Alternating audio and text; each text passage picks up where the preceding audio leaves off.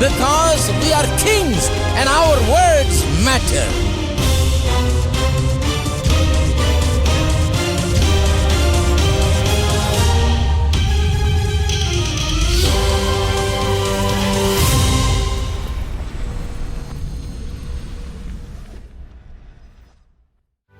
தேவ கிருபை என்றும் உள்ளதே, அவர் கிருபை என்றும் உள்ளதே.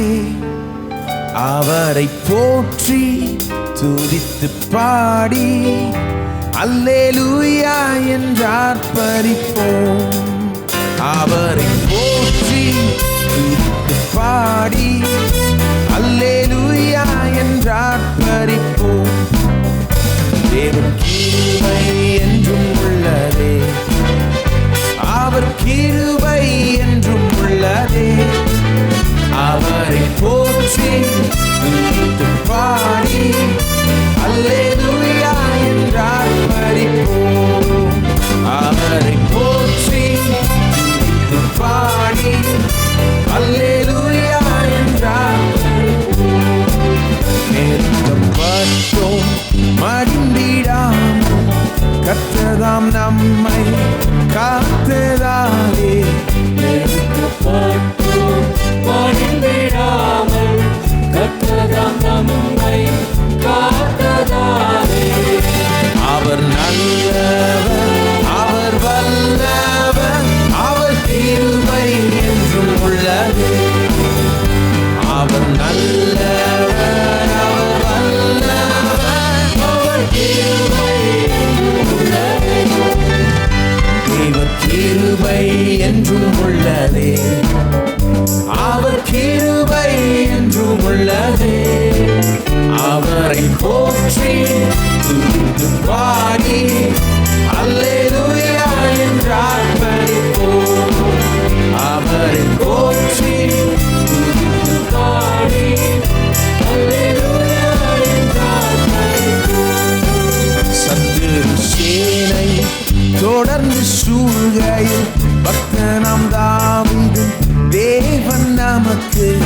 சத்துரு சேனை தொடர்ந்து சூழ்கையில் பக்தனாம் தாவீது தேவன் நமக்கு. சென்றாரே அவர் நல்லவர், அவர் கிருபை என்றும் உள்ளதே. சென்றாரே அவர் கிருபை என்றும் உள்ளதே. கிருபை என்றும் உள்ளதே, அவர் கிருபை என்றும் உள்ளதே. அவரை போற்றி துதித்து பாடி அல்லேலூயா என்றார்ப்பரிப்போம். அவரை போற்றி துதித்து பாடி அல்லேலூயா என்றார்ப்பரிப்போம். அக்கினி சோதனை பட்சிக்க வந்தும் முச்செடிதனில் தோன்றிய தேவன். அக்கினி சோதனை பட்சிக்க வந்தும் முச்செடிதனில் தோன்றிய தேவன். பாதுகாத்தாரே அவர் நல்லவர், அவர் கிருபை என்றும் உள்ளதே. பாதுகாத்தாரே அவர் நல்லவர், அவர் கிருபை என்றும் உள்ளதே. தேவ கிருபை என்றும் உள்ளதே, அவர் கிருபை என்றும் உள்ளதே. அவரை போற்றி துதித்து பாடி அல்லேலூயா என்றார்ப்பரிப்போம்.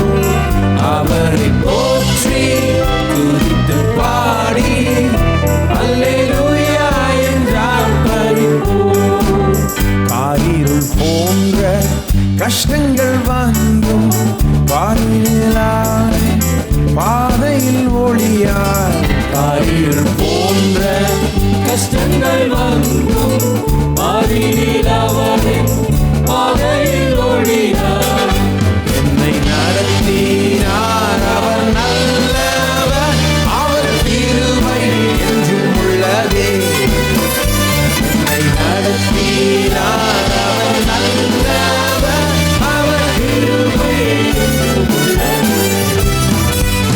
தேவ கிருபை என்றும் உள்ளதே, அவர் கிருபை என்றும் உள்ளதே.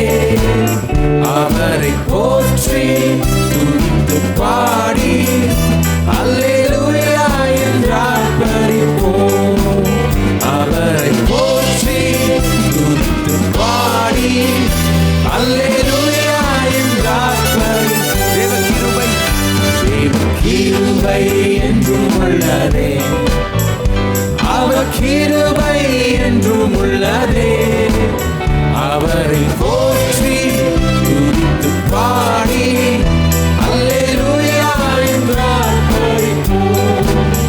அவரை போற்றி துதித்து பாடி அல்லேலூயா என்றார். தேவ கிருபை, தேவ கிருபை என்றும் உள்ளதே, அவர் கிருபை என்றும் உள்ளதே. அவரை போற்றி துதித்து பாடி அல்லேலூயா என்றார் பரிப்போம். அவரை போற்றி துதித்து பாடி அல்லேலூயா என்றார் பரிப்போம். தயவுசெய்து நாம் எல்லோரும் எழுந்து நின்று பாடுவோம்.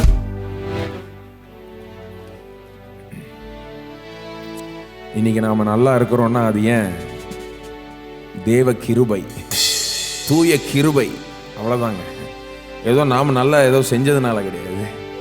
நான் ரொம்ப ஒழுங்காக வாழ்ந்துட்டேன் அதனால நான் நல்லா இருக்கேன் அப்படின்னு யோசிக்கிறவர்களும் நாம் அப்படி யோசிக்கக்கூடாது. மற்றவங்க அப்படி யோசித்தா பரவாயில்ல, உலகத்தில் இருக்கிறவங்க அப்படி யோசித்தா பரவாயில்ல. ஆனால் ஒரு விசுவாசி அப்படி யோசிக்கக்கூடாது, ஒரு கிறிஸ்தவன் அப்படி யோசிக்கக்கூடாது. ஏன்னா இன்னைக்கு வாழ்க்கையில் நல்லா இருக்கிறேன், ஆசீர்வாதமாக இருக்கிறேன்னா ஏன்? என் மேலே கிருபை செலுத்துகிறார், காமிக்கிறார். அவர் தூய கிருபையினால நான் நல்லா இருக்கிறேன். இன்னைக்கு மட்டும் இல்லை, என்றென்றைக்கும் நான் நல்லா இருப்பேன். ஏன்? அவருடைய கிருபை என்றும் உள்ளது. வேதம் பாருங்க, வேற எதை பற்றியும் அப்படி சொல்றது இல்லை. தேவ கோபம் என்றும் உள்ளதுன்னு சொல்லுதா? தேவ நியாய தீர்ப்பு என்றும் உள்ளதுன்னு சொல்லுதா? கிடையாது. கர்த்தர் நல்லவர், அவர் கிருபை என்றும் உள்ளது. திரும்ப திரும்ப பார்க்கலாம் நீங்க வேதத்துல. நிறைய பேர் அது தெரியல பாருங்க. அவங்க நினைச்சுக்கிறாங்க கிருபையும் ஈக்குவல், கோபமும் ஈக்குவல். அவர் கிருபையும் காமிப்பார், கோபத்தையும் காமிப்பார், நியாய தீர்ப்பையும். கரெக்ட், அவர்கிட்ட கோபமும் இருக்கு, நியாய தீர்ப்பும் இருக்கு, எல்லாம் இருக்கு. ஆனா ஒரே லெவல்ல இல்லை, ஒரே மாதிரி கிடையாதுங்க. கிருபைன்னு வரும்போது அது என்றென்றைக்கும் நிலைக்கும். கோபம்னு வரும்போது ஏதோ அது ஒன்றும் கேட்டால் நம்ம மேல அது காமிக்கிறதும் கிடையாது. எல்லோரும் சொல்லுவோம், கர்த்தர் நல்லவர், அவர் கிருபை என்றும் உள்ளது. இந்த அடுத்த பாடலை பாடி அவரை ஆராதி. அன்புள்ள ஆண்டவரே, அன்பான நேசர் நீரே, உம்மை துதித்திடுவேன், உம்மை போற்றிடுவேன், உம் நாமம் உயர்த்திடுவேன். அன்புள்ள ஆண்டவரே, அன்பான நேசர் நீரே, உம்மை துதித்திடுவேன், உம்மை போற்றிடுவேன், உம் நாமம் உயர்த்திடுவேன். அன்புள்ள ஆண்டவரே, அன்பான நேசர் நீரே, உம்மை துதித்திடுவேன், உம்மை போற்றிடுவேன், உம் நாமம் உயர்த்திடுவேன். அன்புள்ள ஆண்டவரே, அன்பான நேசர் நீரே, உம்மை துதித்திடுவேன், உம்மை போற்றிடுவேன், உம் நாமம் உயர்த்திடுவேன். என்னாலும் உம்மை பாடுவேன், ஆருயிர் நேசரே, அன்பாலே உம்மை நோக்குவேன், முழு உள்ளத்தோடுமே. என்னாலும் உம்மை பாடுவேன், ஆருயிர் நேசரே, அன்பாலே உம்மை நோக்குவேன், முழு உள்ளத்தோடுமே. கடந்த நாளெல்லாம் கண்மணி போல் என்னை காத்தவர், என்றும் துதித்திடுவேன். கடந்த நாளெல்லாம் கண்மணி போல் என்னை காத்தவரை என்றும் துதித்திடுவேன். இம்மட்டும் உதவின எபனேசரே, இனியும் என்னை நடத்திடுவார். இம்மட்டும் உதவின எபனேசரே, இனியும் என்னை நடத்திடுவார். என்னாலும் உம்மை பாடுவேன். அது என் நேசரே, அன்பாலே உம்மை நோக்குவேன். முழு உள்ளத்தோடுமே என்னாலும் உம்மை பாடுவேன். அது என் நேசரே, அன்பாலே உம்மை நோக்குவேன். முழு உள்ளத்தோடுமே. நீர் எந்தன் பட்சமாய் என்னாலும் இருப்பதால் தீங்கு என்னை அணுகிடாதே. நீர் எந்தன் பட்சமாய் என்னாலும் இருப்பதால் தீங்கு என்னை அணுகிடாதே. யெகோவா நிசியே, அவர் நாமமே என்றுமே எனக்கு ஜெயமளிப்பார். யெகோவா நிசியே, அவர் நாமமே என்றுமே எனக்கு ஜெயமளிப்பார். என்னாலும் உம்மை பாடுவேன். அது என் நேசரே, அன்பாலே உம்மை நோக்குவேன். முழு உள்ளத்தோடுமே என்னாலும் உம்மை பாடுவேன். அது என் நேசரே, அன்பாலே உம்மை நோக்குவேன். முழு உள்ளத்தோடுமே. கடந்த நாளெல்லாம் கண்மணி போல் என்னை காத்தவரை என்றும் துதித்திடுவேன்.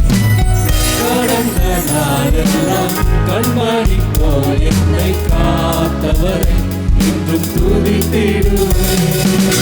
இம்மட்டும் உதவின எபனேசரே, இனியும் என்னை நடத்திடுவார். இம்மட்டும் உதவின எபனேசரே, இனியும் என்னை நடத்திடுவார். என்னாலும் உம்மை பாடுவேன். அது என் நேசரே, அன்பாலே உம்மை நோக்குவேன். முழு உள்ளத்தோடுமே என்னாலும் உம்மை பாடுவேன். அது என் நேசரே, அன்பாலே உம்மை நோக்குவேன். முழு உள்ளத்தோடுமே. நீரெந்தன் பட்சமாய் என்னாலும் இருப்பதால் தீங்கு என்னை அணுகிடாதே. நீர் எந்தன் பட்சமாய் என்னாலும் இருப்பதால் தீங்கு என்னை அணுகிடாதே. யெகோவா நிசியே, அவர் நாமமே என்றுமே எனக்கு ஜெயமளிப்பார். யெகோவா நிசியே, அவர் நாமமே என்றுமே எனக்கு ஜெயமளிப்பார். என்னாலும் உம்மை பாடுவேன்.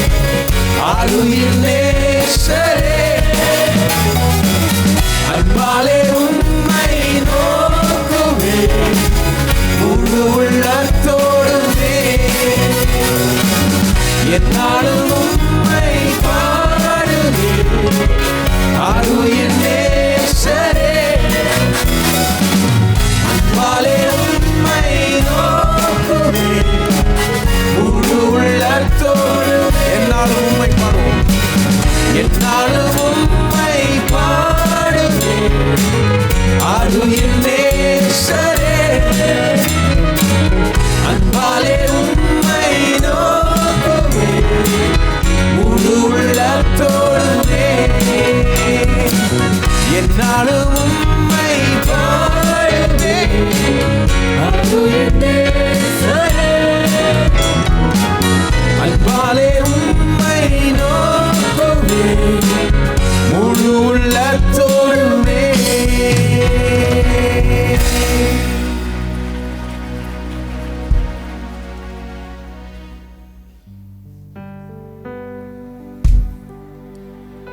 அன்பின் தேவனின் நாமம் வல்லபராக்கிரம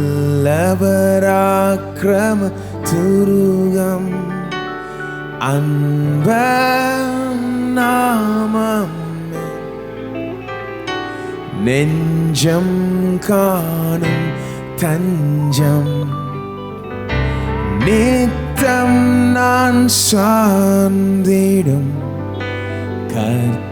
கர்த்தரின் நல்ல நாமம் பக்த நாடி ஓடும் கர்த்தர் நாமமே பக்த நாடி ஓடும் கர்த்தர் அன்பின் தேவனின் நாமம் வல்லபராக்கிரமம் துருகம் அன்ப நாமம்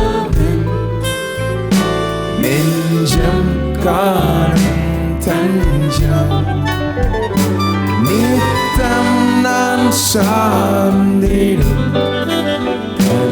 கர்த்தரின் நல்ல பக்த நாடி ஓடும் கர்த்தர் நாமமே பக்த நாடி ஓடும்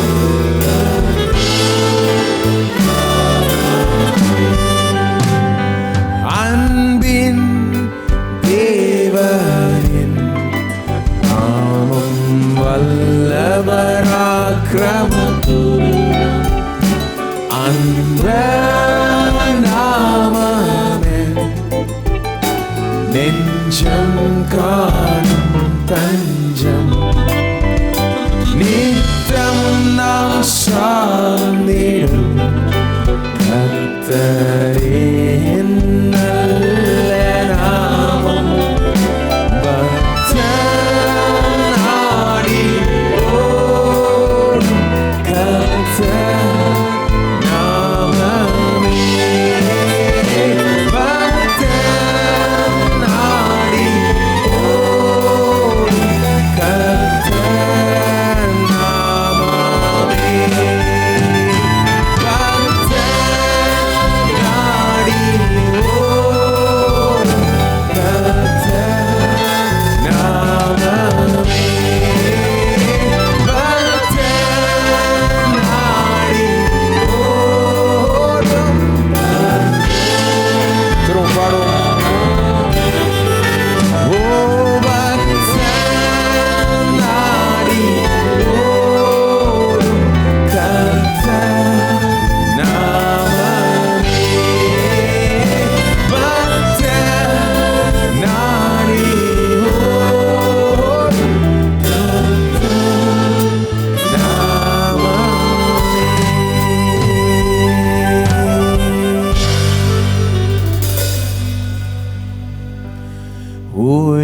உயர்ந்ததே இயேசென்னும் நாமம் அருமை இரட்சகர் மகிமையே தேவனானவர் நம்மோடுள்ளார் தேவனின் மானுவேல் மாவல்ல மீட்பர் ஜீவ வார்த்தை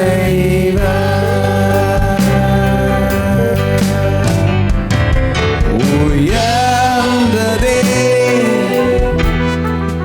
இயேசென்னும் நாமம் அருமை இரட்சகர் மகிமையே தேவனானவர் நம்மோடுள்ளார்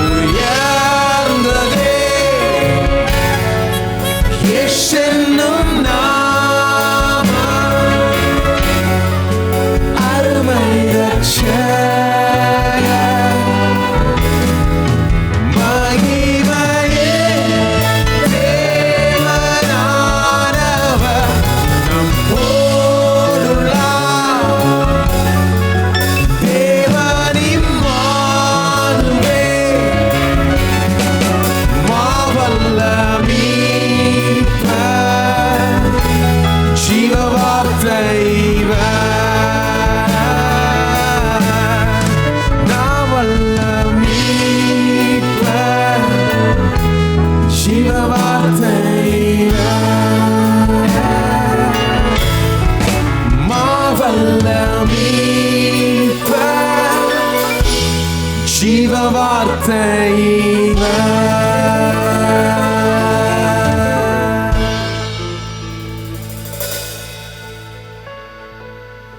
எல்லாரும் கரங்களையும் உள்ளங்களையும் உயர்த்தி நாம் கர்த்தரை ஸ்தோத்திரிப்போம். கர்த்தருக்கு துதிகளின் ஸ்தோத்திரத்தை செலுத்துவோம். ஹல்லேலூயா.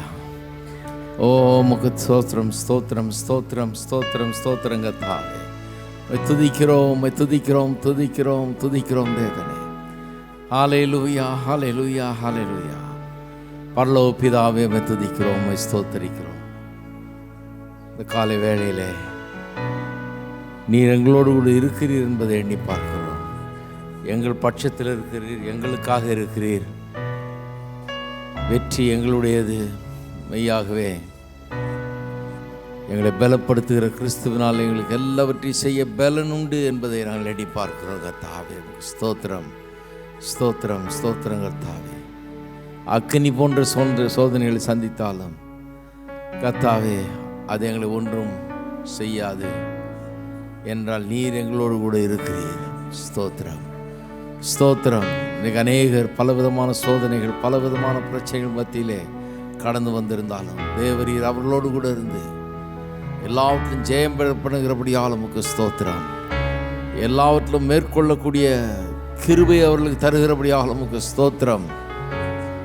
எல்லாவற்றையும் ஜெயிக்கக்கூடிய வல்லமையும் கிருபையும் ஆற்றலையும் அவர்களிலே நீர் விளங்கப்படுகிறபடி ஆளுமுக்கு ஸ்தோத்திரம் கர்த்தாவே ஸ்தோத்திரம். இப்படி வார்த்தை வல்லமையாய் புறப்பட்டு செல்லட்டும்.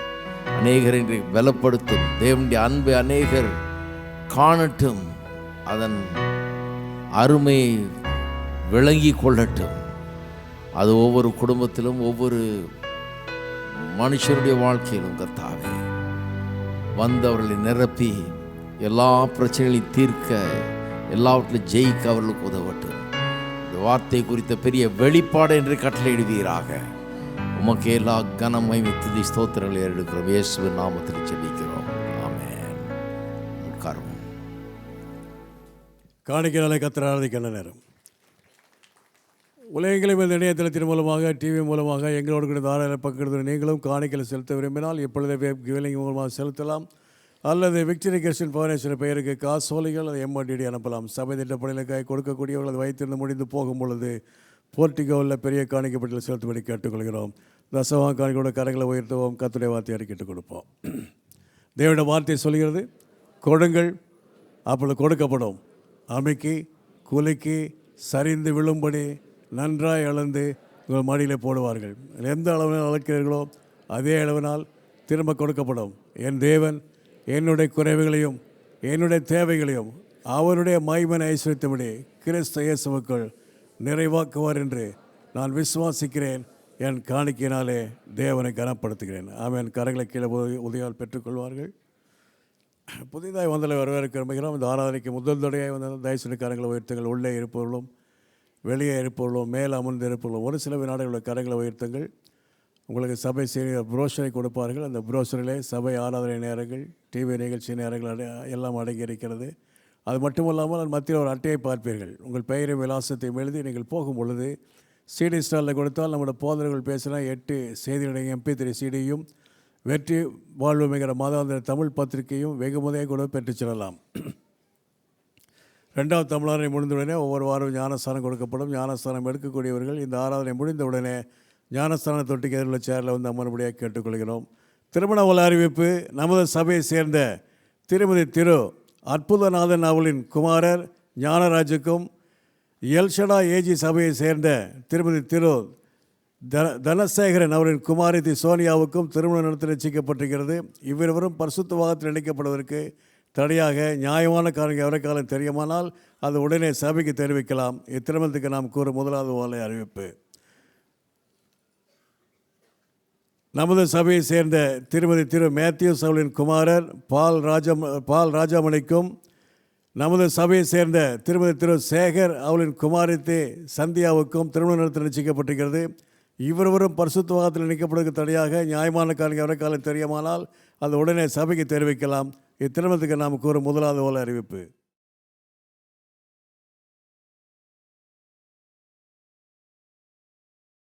கடந்த 2 வாரங்களாக அன்பை குறித்து போய்த்து வருகிறோம். ஏற்கனவே சொன்னேன். முதல்ல தெய்வீக அன்பு அல்லது தேவ அன்பு அது எப்படிப்பட்டது என்பதை குறித்து சொல்லப்போகிறோம். அதன் பிறகு தேவனை அன்பு கூறுவது என்றால் என்ன என்பதை பற்றி பேச போகிறோம். கடைசியில் ஒருவரை ஒருவர் அன்பு கூறுவது என்றால் என்ன என்பதை பேச போகிறோம். இந்த தேவ அன்பை குறித்து நாம் பேச ஆரம்பித்து விட்டோம். முதல் வாரத்தில் யோவான் 3:16 வசனத்தை எடுத்து காண்பித்து இவ்வளவாய் உலகத்தில் அன்பு கூர்ந்தார், இந்த தேவ அன்பு எப்படிப்பட்டது என்பதை குறித்து சற்று பேசினோம். 2வது வாரம் அன்பு என்றால் என்ன, இந்த அகாப்பே அன்பு, தெய்வீக அன்பு எப்படிப்பட்டது என்பதை குறித்து கொஞ்சம் சொல்ல ஆரம்பித்தேன். இன்றைக்கி அதில் இன்னும் கொஞ்சம் அதிகமாக போவோம். இன்றைக்கு என்ன பண்ண போகிறோம் என்று சொன்னால், இந்த மனுஷீக அன்பையும் தெய்வீக அன்பையும் ஒப்பிட்டு பார்த்து 2த்துக்குள்ள வித்தியாசத்தை காண்பிக்க போகிறேன். வித்தியாசம் தெரிஞ்சால் நல்லா விளங்கி கொள்ளும் நமக்குள்ளே கிரியை செய்கிற அன்பு மனுஷீக அன்பா அல்லது தெய்வீக அன்பா என்பது. இது ரொம்ப நமக்கு முக்கியமான ஒரு காரியம். ஏனென்றால் இன்றைக்கி உலகத்தில் இருக்கிற அத்தனை பிரச்சனைகளுக்கும் காரணம் இந்த அன்பு தான். அன்பு இல்லாதது தான், அன்பினால் ஏற்படுகிற பிரச்சனை தான் இந்த உலகத்தில் காரணம். எல்லா பிரச்சனைகளுக்கும் காரணமாக இருக்கிறது. குடும்ப பிரச்சனைகள், திருமண வாழ்க்கையில் பிரச்சனைகள், நாட்டுக்கும் இருக்கிற பிரச்சனை, இனத்துக்கும் இருக்கிற பிரச்சனை, ஒரு மொழியை சேர்ந்தவர்களுக்கும் இன்னொரு மொழியை சேர்ந்தவர்களுக்கு இருக்கிற பிரச்சனை, எல்லாமே இந்த மனுஷீக அன்பு என்ன, அது எப்படிப்பட்டது, அது எப்படி வேலை செய்கிறதுன்னு புரிந்து கொண்டாலே விளங்கிடும். அநேக நேரத்தில் ஜனங்க வெறும் மனுஷீக அன்பை மட்டுமே அறிந்து வைத்திருக்கிறார்கள். அன்பை பற்றி அநேகர் பேசும்போது பார்த்தீங்கன்னு சொன்னால், தேவ அன்புன்னு ஒரு அன்பு இருக்கிறதாகவே நிறைய பேருக்கு தெரியாது. சில நேரத்தில் கிறிஸ்தவர்கள் கூட அப்படி இருக்கிறார்கள். அன்புனா எல்லா அன்பும் ஒன்று தான் அப்படின்னு நினச்சிட்டு இருக்காங்க.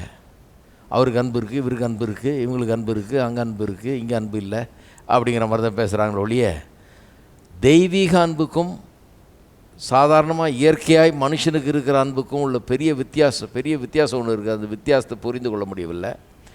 புரிந்து கொள்வது அவசியம். ஏனென்றால் ஏதாவது ஒரு பிரச்சனை ஏற்படும் போது கவனித்து பார்க்க முடியும் என்ன அன்பு வேலை செய்தாங்கன்னு. நாம் வெறும் இயற்கை அன்பை வைத்து கொண்டு அந்த பிரச்சனைகளை சமாளிக்க பார்க்குறோமா, அல்லது நமக்குள்ளே ஊற்றப்பட்டிருக்கிற இந்த தெய்வீக அன்பை வைத்து அந்த பிரச்சனைகளை மேற்கொள்ள பார்க்குறோமான்றதை நமக்கு தெளிவாக வழங்கும். ஆகவே தான் இந்த மனுஷீக அன்புக்கும் தெய்வீக அன்புக்கும் உள்ள வித்தியாசத்தை இன்றைக்கு எடுத்துக்காட்ட விரும்புகிறேன். எந்த விதத்திலே மனுஷீக அன்பு தேவனுடைய அன்பிலிருந்து வித்தியாசப்படுகிறது என்பதை பார்ப்போம். 1 கொரிந்தியர் 13ஆம் அதிகாரத்தில் 4 முதல் 8 வசனங்களை போன வாரத்தில் வாசித்தேன். 1 கொரிந்தியர் 13ஆம் அதிகாரம். எல்லாருக்கும் 1 கொரிந்தியர் 13 தெரியணும். நிறைய பேர் இப்போ தான் புதுசாக விசுவாசிகள் ஆகிருக்கிறவர்கள் வருகிறீர்களுங்க. அதனால் சொல்கிறேன், வேத வசனத்தில் புதிய ஏற்பாட்டில் 1 கொரிந்தியர் 13ஆம் அதிகாரம் ரொம்ப பிரபலமான ஒரு அதிகாரம். ரொம்ப நாள் கிறிஸ்தவர்களாக இருந்தவர்களுக்கு தெரியாது. அன்பை குறித்த ஒரு பகுதி, அந்த வேத பகுதி தெய்வீக அன்பை நமக்கு விவரிக்கிற ஒரு பகுதி. தெய்வீக அன்பு எப்படிப்பட்டதுன்னு தெரிஞ்சுக்கணும்னா இந்த 5 வசனங்களை வாசித்தாலே அதை காட்டில் ஒரு பெரிய விளக்கம் இருக்க முடியாது. தெய்வீக அன்பு எப்படிப்பட்டதுன்னு சொல்லி, மனுஷீக அன்பு தெய்வீக அன்புலேருந்து எப்படி வித்தியாசப்படுகிறதுன்றது பார்க்கணுன்னா இந்த வசனங்களை வாசித்துட்டு இதுக்கு ஆப்போசிட்டாக வாசித்தா போதும். மனுஷீக அன்பு அதுதான். இப்போ முதல்ல இந்த வசனத்தை வாசிக்கிறேன், அப்புறம் ஆப்போசிட்டாக வாசிக்கிறேன்.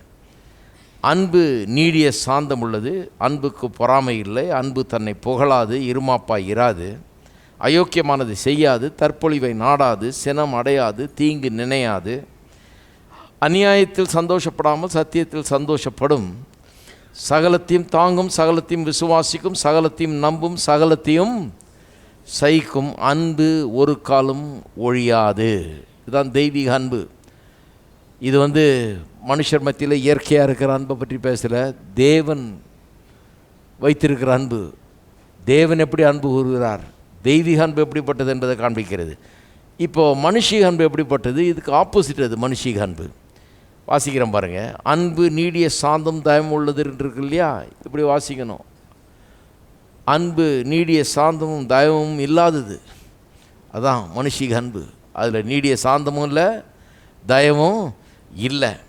அன்புக்கு பொறாமை இல்லைன்னு இருக்குது, அன்புக்கு பொறாமை இல்லைன்னு இருக்குது. ஆனால் மனுஷீக அன்பில் பொறாமை நிறையா இருக்குது. அதனால தான் பிரச்சனை பாருங்கள். அதில் தான் கோளாறுங்க, பொறாமை இருக்குதுங்க. அன்பு தன்னை புகழாது. எது? தெய்வீக அன்பு புகழாது. மனுஷிக அன்பு தன்னைத்தானே புகழுகிற அன்பு. இருமாப்பா இராது அப்படின்ட்டு இருக்குது. ஆனால் மனுஷிக அன்பு இருமாப்பா இருக்கிற அன்பு. அயோக்கியமானதை செய்யாதுன்னு இருக்குது. மனுஷிக அன்பு அயோக்கியமானதெல்லாம் செய்யும். இன்னும் கொஞ்சம் விளக்கும்போது அதெல்லாம் விளங்கும். அயோக்கியமான தப்பான காரியங்களெல்லாம் செய்யும். தற்பொழிவை நாடாது அப்படின்ட்டு இருக்குது. மனுஷிக அன்பு தற்பொழிவை நாடுகிறது. சினம் அடையாதுன்னு இருக்குது. மனுஷிக அன்பு சினம் அடைகிறது. தீங்கு நினையாதுன்னு இருக்குது. மனுஷிக அன்பு நிறைய தீங்க நினைக்கிறது. அநியாயத்தில் சந்தோஷப்படாமல் சத்தியத்தில் சந்தோஷப்படும் இருக்குது. மனுஷிக அன்பு அநியாயத்தில் சந்தோஷப்பட்டு சத்தியத்தில் வருத்தப்படும். மனுஷிக அன்பு. 7 சகலத்தையும் தாங்கும் இருக்குது. மனுஷிக அன்பு எதையும் தாங்காது. தாங்கும் தன்மையே கிடையாது அதுக்கு. சகலத்தையும் விசுவாசிக்கும், சகலத்தையும் நம்பும் அப்படின்லாம் இருக்குது. மனுஷிக அன்பு எதையும் விசுவாசிக்காது, எதையும் நம்பாது. எல்லாத்தையும் ஒரு சந்தேக கண்ணோடு தான் பார்க்கும். நல்லதையே நம்பாது. கடைசியாக சொல்லியிருக்குது சகலத்தையும் சகிக்கும் இருக்குது. மனுஷிக அன்புக்கு சகிப்பு தன்மை கிடையாது. சொல்கிறாங்க இல்லையா, ஒரு லிமிட் ஒன்று இருக்குது. லிமிட்டை தாண்டினா பிச்சு விடுவேன்றாங்க இல்லையா, அதுதான் மனுஷிக அன்புக்கு லிமிட்டு ரொம்ப ஷார்ட்டாகவே இருக்குது, ரொம்ப குறைவாகவே இருக்குது. சீக்கிரம் அந்த லிமிட்டை எட்டிடுது, அது சகிக்காது. அப்புறம் கடைசியாக சொல்லியிருக்கு அன்பு ஒரு காலம் ஒழியாது. ஒழியாதுன்னா அது கர்த்தர் நம்மிடத்தில் அன்பு காட்டுறாரு. அந்த அன்பு காட்டுறது நிறுத்துவதே கிடையாது, அது ஓயறதே கிடையாது. வந்துக்கிட்டே இருக்குது அன்பு நம்மை நோக்கி.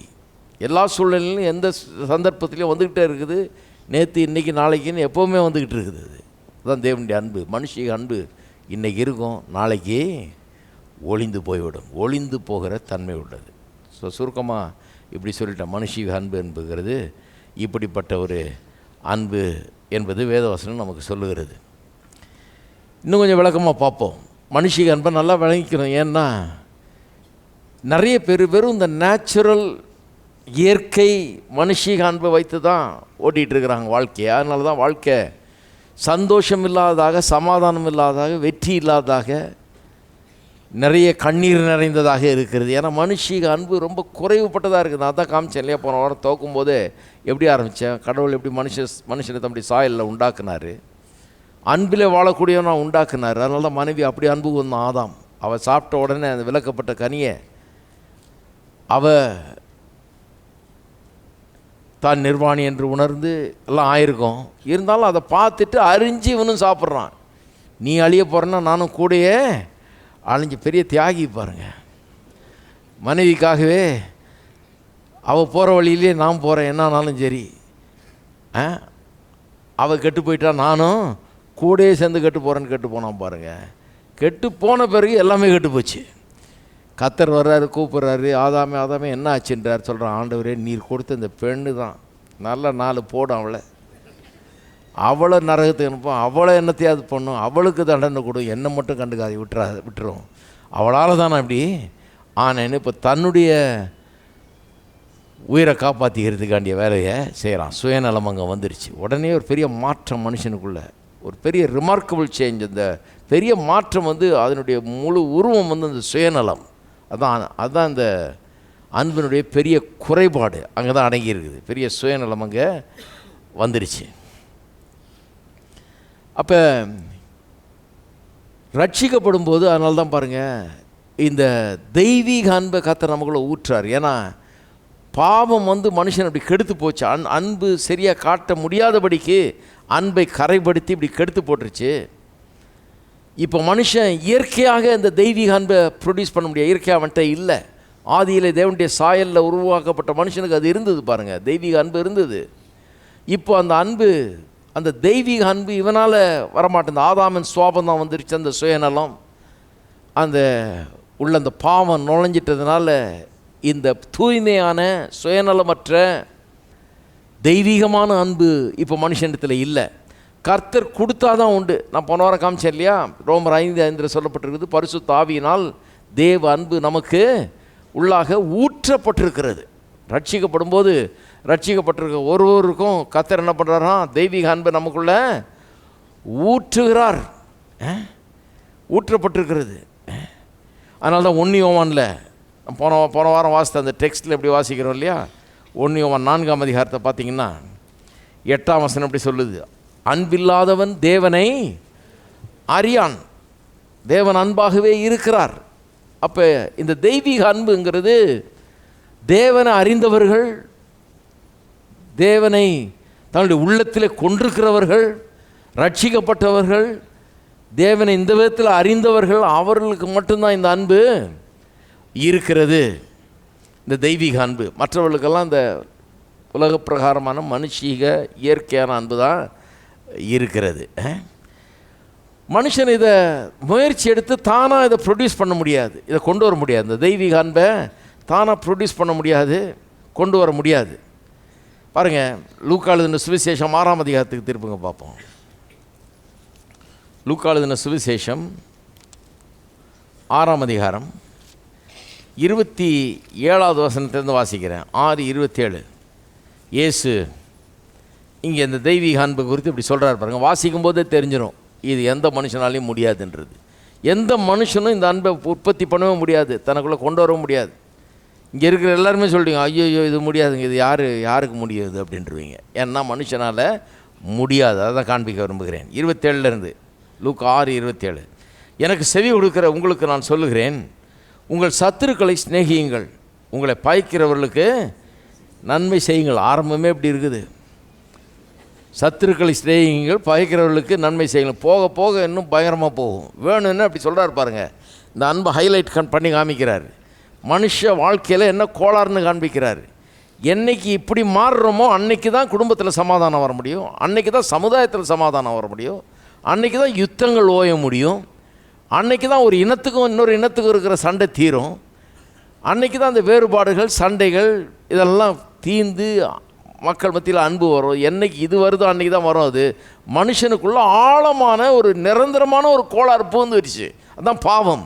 இந்த பாவத்தின் மூலமாக மனுஷன் கெட்டு போயிட்டாங்கிறது லேசான ஒரு காரியம் இல்லை. சில காரியங்கள் அவனால் முடியாது. வெற்றி வாழ்க்கைக்கு வழியே கிடையாது. பாருங்கள், அவன் எவ்வளோ நல்லவனாக இருக்க முயற்சிக்கலாம், முயற்சித்தா கூட அது முடியவே முடியாது. ஏனென்றால் இதுதான் ரியல் லைஃப். இது இப்படி தான் இருக்கணும் மனுஷன். இப்படி இருந்தால் தான் வெற்றி பெற முடியும், இல்லைனா வெற்றி பெற முடியாது. சத்துருக்களை சிநேகியுங்கள், பாய்க்கிறவர்களுக்கு நன்மை செய்யுங்கள். இப்போ கவனிங்க, உங்களை சபிக்கிறவர்களை பார்த்தீங்களா, போக இன்னும் மோசமாக போகுது. சபிக்கிறவர்களை ஆசீர்வதியுங்கள், உங்களை நிந்திக்கிறவர்களுக்காக ஜெபம் பண்ணுங்கள். உடனே எல்லாம் சொல்கிறீங்க, ஐயோ முடியாதுங்க. உன்னை ஒரு கன்னத்தில் அரைகிறவனுக்கு மறு கன்னத்தையும் கொடு. எத்தனை பேர் கொடுக்க முடியும்? உன் அங்கேயும் எடுத்துக்கொள்ளுகிறவனுக்கு உன் வஸ்திரத்தையும் எடுத்துக்கொள்ள தடை பண்ணாதே. மேல் வஸ்திரத்தை எடுத்துக்கிட்டா, கோட்டை எடுத்துக்கிட்டா, ஷர்ட்டையும் கொடுத்துருன்றாரு. போட்டோம், பாவம் அவனுக்கு இல்லை போல இருக்கு. கோட்டை பிடுங்கினானா அவனுக்கு ஏது ஷர்ட்டு, இதையும் சேர்த்து கொடுன்றாரு. உன்னிடத்தில் கேட்கிறவனுக்கும் கொடு. இப்போ முடியலான் இருக்கிறாங்க சிலர், ரொம்ப கஷ்டமாக இருக்குது, முடியவே முடியாது. கேட்கிற எவனுக்கும் கொடு, உன்னுடையதை எடுத்துக்கொள்கிறவனிடத்தில் அதை திரும்ப கேளாதே.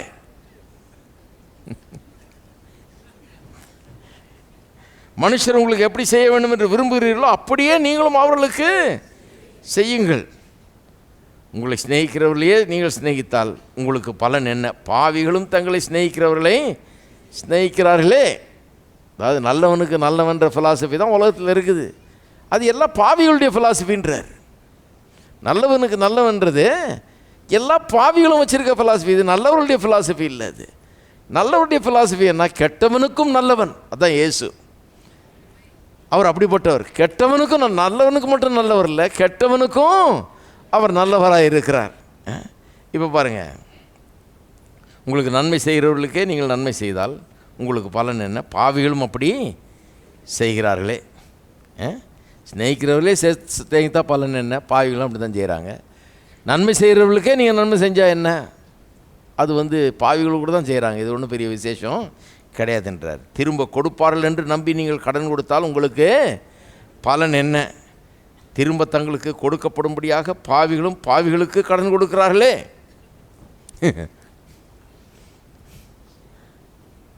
இது ஆகிற காரியமானு நிறைய பேர் யோசிக்கிறாங்க.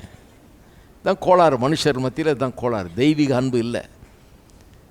ஆனால் வேறு விதமான ஒரு அன்பு இருக்குது மனுஷன் மத்தியில். விலைக்கு காண்பிக்கிறேன் பாருங்கள். இது தெய்வீக அன்பு. இது உங்கள் சத்துருக்களை சிநேகியுங்கள், நன்மை செய்யுங்கள், கைமாறு கருதாமல் கடன் கொடுங்கள், அப்பொழுது உங்கள் பலன் மிகுதியாக இருக்கும். உன்னதமானவருக்கு நீங்கள் பிள்ளைகளாக இருப்பீர்கள். அவர் நன்றி அறியாதவர்களுக்கும் துரோகிகளுக்கும் நன்மை செய்கிறாரே. ஆகையால் உங்கள் பிதா இரக்கமுள்ளவராக இருக்கிறது போல நீங்களும் இரக்கமுள்ளவர்களாக இருங்கள். ரொம்ப கஷ்டம், செய்யவே முடியாது. எந்த மனுஷன்ட்டையும் இப்படிப்பட்ட ஒரு அன்பு இல்லவே இல்லை. இது மனித இனத்தின் மத்தியில் இப்படிப்பட்ட அன்பை பார்க்க முடியாது. சும்மா அன்பு அன்புன்னு எல்லாத்தையும் ஜென்ரலாக சொல்லக்கூடாது. அதனால தான் வாசித்து காமிச்சேன் பாருங்கள். 1 கொரிந்தியர் 13:4 8 வசனம் வரைக்கும் வாசிக்கிற அன்பு, அதில் பொறாமை இல்லை, அதில் இருமாப்பு இல்லை, இப்படிலாம் வாசித்தோம் இல்லையா? அந்த அன்பு எப்படிப்பட்ட தெய்வீக அன்பாக இருக்குது பாருங்கள். அந்த அன்பு மனுஷர் மத்தியில் இல்லை. லூக்கா 6:27-36 வரைக்கும் வாசித்தா அந்த அன்பும் தெய்வீக அன்பினுடைய விளக்கம். இது மனுஷர் மத்தியில் கிடையாது. ஆகவே நம்ம அன்பை பற்றி பேசும்போது உடனடியாக இந்த வித்தியாசம் நம்முடைய மனதில் கரெக்டாக இருக்கணும். எந்த அன்பை பற்றி பேசுகிறோம்? மனுஷ அன்பை பற்றி பேசுகிறோமா? இயற்கையாக மனுஷனுக்குள்ளே இருக்க அன்பை பற்றி பேசுகிறோமா? இல்லை தேவன் ஒரு மனுஷனுக்கு அவன் உள்ளத்தை திறந்து ஆண்டவரை ஏற்றுக்கொண்டு அவரை உள்ள அனுமதிக்கும் போது அவனுடைய உள்ளத்தில் ஊற்றுகிறார ஒரு அன்பு, வெளியேந்து உள்ளே வருத ஒரு அன்பு, நம்மிடத்தில் இதுவரைக்கும் இல்லாத அன்பு, அந்த அன்பை பற்றி பேசுகிறோமா? கிறிஸ்தவருடைய விசேஷம் என்னன்னா, இந்த நமக்குள்ளே இயல்பாக இயற்கையாக இல்லாத ஒரு அன்பு நமக்குள்ளே ரட்சிப்பின் மூலமாக வந்து நம்மை நிரப்புகிறது. இதுதான் வித்தியாசம் பாருங்கள். அப்போ அன்பை எல்லாத்தையும் ஒரே இதில் பேசக்கூடாது. அன்புனா எல்லாம் அதே தான் அப்படிங்கிற மாதிரி பேசுகிறது தப்பு. எல்லாருக்கும் இந்த மனுஷிக அன்பு இருக்குது, மனுஷர்கள் லெவலில் இருக்கிற அன்பு இருக்குது. அது அவருடைய இயல்பு, அவருடைய இயற்கை சுவாபம். ஆனால் ரட்சிக்கப்பட்டவர்களுக்கு மட்டும்தான் இந்த தெய்வீக அன்பு. இங்கே வாஸ்தவம் இந்த அன்பும் 1 கொரிந்தியர் 13 வாஸ்தவம் அந்த அன்பும் அங்கே இருக்கிறது. இந்த மனுஷிக அன்பினுடைய ஒரு முக்கிய தன்மை என்னென்னா, அது உணர்ச்சியை சார்ந்திருக்குது, நம்முடைய அறிவை சார்ந்திருக்குது. மற்றவர்கள் நம்ம அன்பு காட்டும்போது அவங்க எப்படி நடந்துக்கிறாங்கன்னு இருக்குது. ஏன்னா அவன் ஒழுங்காக நடந்துக்கலாம், நம்ம அன்பு காட்ட மாட்டோம். ஒழுங்காக நடந்துக்கிட்டா நான் செய்வேன், அப்படி தான் நம்முடைய அன்பு. 4வது நம்முடைய சூழ்நிலைகளை சார்ந்திருக்கிறது. ஃபீலிங்கு, நம்முடைய நாலெட்ஜு, நம்முடைய மற்றவர்களுடைய ரெஸ்பான்ஸ், அவங்க எப்படி நடந்துக்கிறாங்க நம்மகிட்ட, அது அப்புறம் நம்முடைய சூழ்நிலைகள், இவைகளை சார்ந்து தான் மனுஷ அன்பு இருக்குது. மனுஷ அன்பு வந்து இப்படிப்பட்ட காரியங்களால் ஆளப்படுகிறது. அதனால தான் பாருங்கள், ஒரு ஆள்கிட்ட போய் பேசுகிறோம்னா நல்ல மூடில் இருக்கும்போது போய் பேசணும். நல்ல நேரமாக பார்த்து, நல்ல ஒரு தன்மையாக இருக்கும்போது, அவர் நல்ல மூடில் இருக்கும்போது பேசினா தான் சில காரியங்களை நடத்தி வைக்க முடியும். இல்லைன்னா தப்பான நேரத்தில் போய் மாட்டிக்கிட்டால் அவர் என்ன பண்ணுவார்னு தெரியாது. கோவம் வந்துச்சுன்னா நடக்கிறதே வேறன்னுவாங்க இல்லையா, அதான் அது. ஆனால் சில நேரத்தில் ரொம்ப நல்லா நடந்துக்குவாங்க. ஏன்னா அவங்க சூழ்நிலைலாம் நல்லா இருக்குது, அன்றைக்கி தான் சந்தோஷமாக இருக்கிறாரு, எல்லாம் நல்லா போயிருக்குது, அதனால நல்லா நடந்துக்கிறாரு. அதான் மனுஷிக அன்பு. இன்னொரு விதத்தில் சொல்லலாம், 4 அன்பினுடைய 4 மனுஷிக அன்பினுடைய 4 தன்மைகள்னு சொல்லலாம். அது என்னென்னா, 1 அது கண்டிஷனல் லவ். கண்டிஷன்னா அது கண்டிஷன் போடுது. நீ நல்லவனாக இருந்தால் நான் உனக்கு நல்லவனாக இருப்பேன், நீ நல்லது செய்தால் நான் நல்லது செய்வேன், நீ என்ன எதுவும் டிஸ்டர்ப் பண்ணலன்னா நான் உன்னை டிஸ்டர்ப் பண்ண மாட்டேன். அதான் மனுஷிக அன்பு. 2வது அது 2 சைடட் லவ். 2 சைடட்னா நீ எப்படி நடந்துக்கிறியோ அதன்படி தான் என்னுடைய அன்பு இருக்கும். நீ ஒழுங்காக நடந்துக்கிட்டீன்னா நான் ஒழுங்காக நடந்துக்குவேன். 2 சைடட் லவ். நீ என்கிட்ட அன்பு காண்டி நான் உன்கிட்ட அன்பு காண்பிக்கிறேன். அன்பு, ஆண்டவருடைய அன்பு 2 சைடட் இல்லை, 1 சைடட். அவர் என்ன சொல்கிறாரு, நீ அன்பு காட்டுறியோ இல்லையோ நான் அன்பு காட்டுறேன். ஒரு இடத்துல சொல்லியிருக்கு பாருங்கள், அவருடைய அன்பும் இரக்கமும் காரண்யமும் தலைமுறையாக இருக்குன்றார். அதான் இன்னும் அவெல்லாம் பிறக்கவே இல்லை, அவன் பிறந்தவன் என்ன அநியாயம் பண்ண போகிறானோ, என்ன அயோக்கியத்தனம் பண்ண போகிறானோ யாருக்கு தெரியும். ஆனால் அவர் இன்னும் ஆளையே பார்க்கலன்னு அவன் பிறக்கவே இல்லை.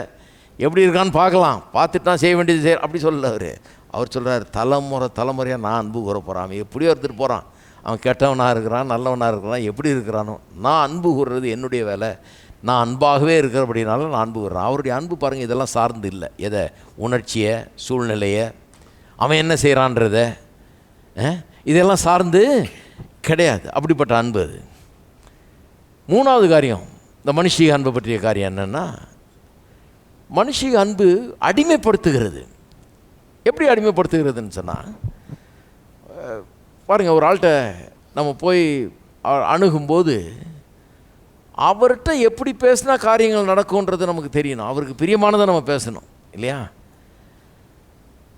ஏன்னா அவருக்கு பிரியமானதை பேசலைன்னா அவருக்கு பிரியம் இருக்காது நம்ம மேலே. அப்போ நாம் ஒரு விதமான அடிமைகளாகிடுறோம். நினச்சதை பேச முடியாது, உண்மையை பேச முடியாது, யதார்த்தமாக பேச முடியாது, கரெக்டாக பேச முடியாது. உள்ளே ஒன்று வச்சுக்கிட்டு வெளியே ஒன்று பேசணும். வாழ்க்கை எவ்வளோ காம்ப்ளிகேட்டட் ஆகிடுச்சு பாருங்கள். இப்படியே பொழுதன்னைக்கும் வாழணும். காலையில் எழுந்திரிச்சிட்டா இதே பொழப்பாக போச்சு நமக்கு. பொண்டாட்டிகிட்ட பேசுகிறதுனா கூட எப்படி பேசணும்?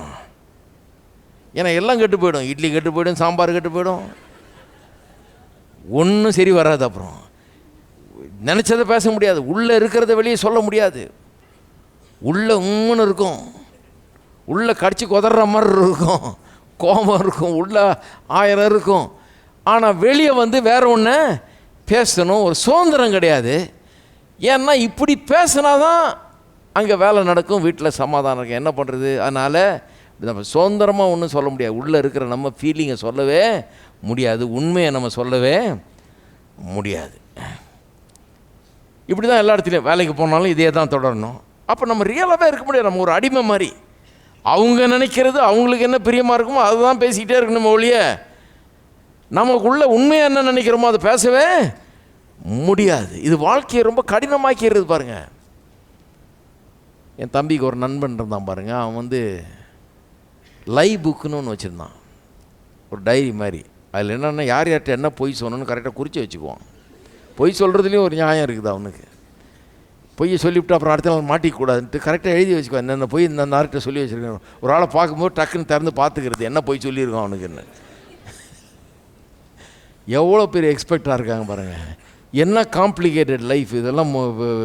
நிம்மதியாக இருக்க முடியுமா மனுஷன்? அப்படியே நிம்மதியாக இருக்கவே முடியாது. ஏன்னா ஒரு அடிமை ஆயிடுறோம். அவங்க என்ன நினைப்பாங்க, அவங்க என்ன இது பண்ணுவாங்க, அதை வச்சு தான் நம்ம பேச வேண்டியதாக இருக்கிறது.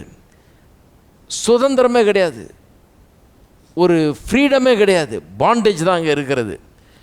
அது மட்டும் இல்லாமல் நாலாவது இட்ஸ் செல்ஃப் சென்டர்ட் லவ். மனுஷ அன்பு ஒரு தன்னலம் நிறைந்த ஒரு அன்பு. அதாவது தன்னுடைய நலத்தை தான் பார்க்குது, மற்றவருடைய நலத்தை பார்க்குறதே கிடையாது. சரி, கிரேக்க மொழியில் 3 விதமான மனுஷிக அன்பை குறித்து சொல்லுகிறார்கள்.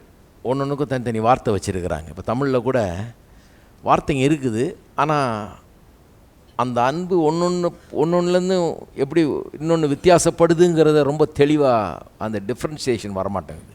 இப்போ பாசன்றோம், நேசன்றோம், அன்புன்றோம், பிரியம்ன்றோம், இப்படிலாம் வித்தியாசமான வார்த்தைகள். அன்புக்கு நம்ம யூஸ் பண்ணுற வித்தியாசமான வார்த்தைகளாக கிரேக்க மொழியில் சில வார்த்தைகள் வச்சுருக்காங்க பாருங்கள்.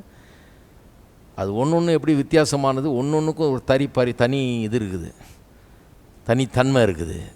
அது அருமையாக அந்த வார்த்தைகள் எடுத்து காண்பிக்கிறது. அதனால் இந்த 3 வார்த்தைகள் ரொம்ப பிரபலம்.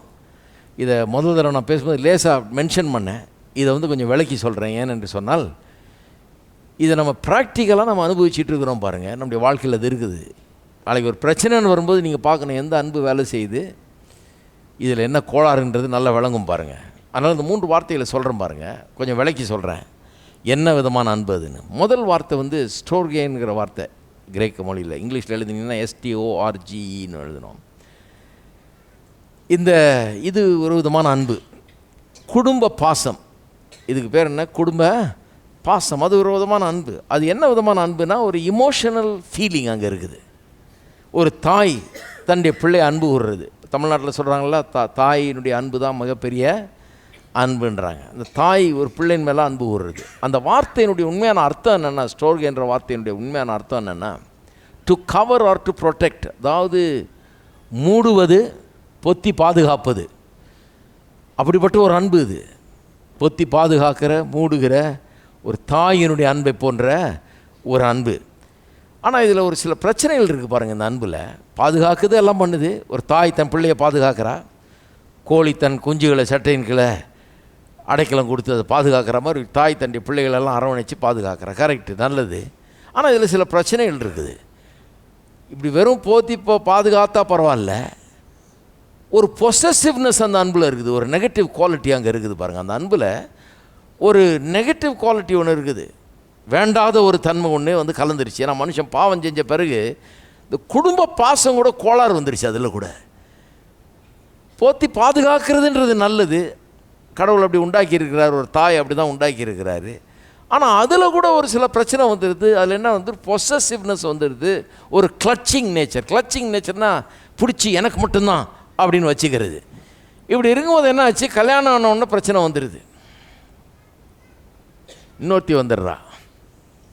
இப்போ இந்த 2 பேருக்கும் போராட்டம். ஏன்னா வந்தவளும் என்ன பண்ணுறா, எனக்கு மட்டும்தான்றா.